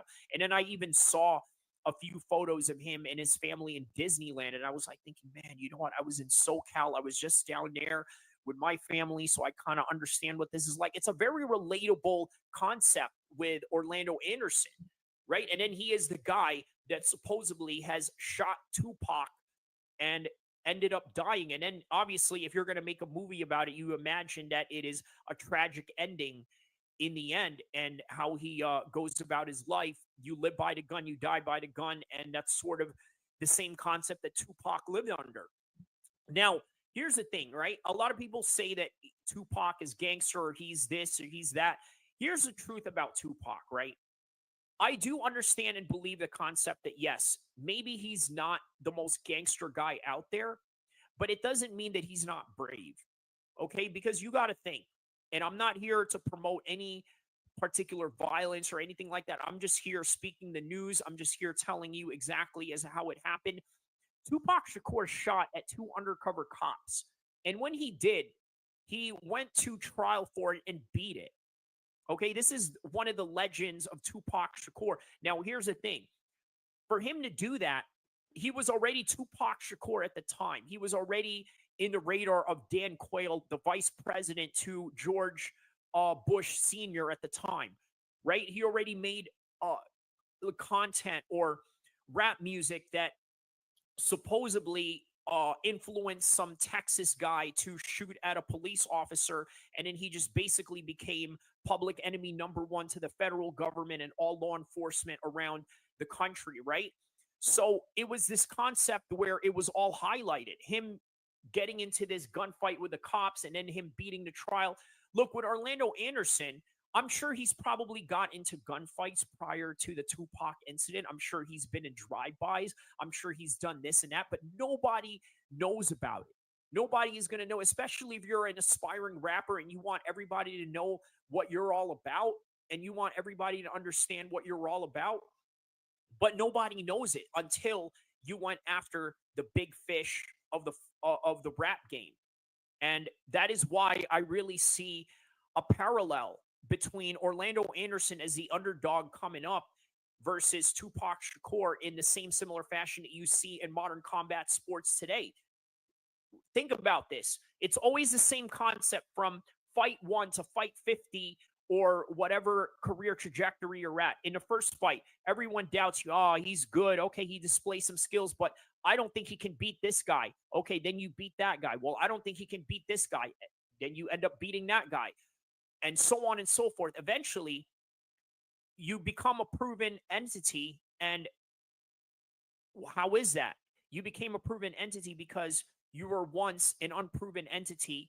And this is the reality of combat sports and the reality of living by the gun and dying by the gun. And I hope you enjoyed this particular content. Like and subscribe. That is all that I have for you. And I will be coming up with more content in the weeks to come. And enjoy the fights. And welcome to the Theater of the Unknown.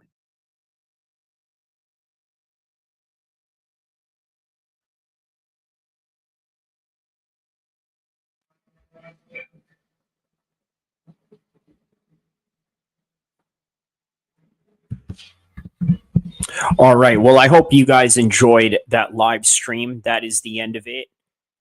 I wanted to show a little bit of some old content. And I think that's one thing that's very much missing in the space of MMA content. I think that there's a lot of great videos out there that many people sort of miss out on seeing, right? Like, for example, you ever thought about what the early MMA Guru videos look like, what the early Lucas Tracy videos look like, what the early Dan Hardy videos look like? No.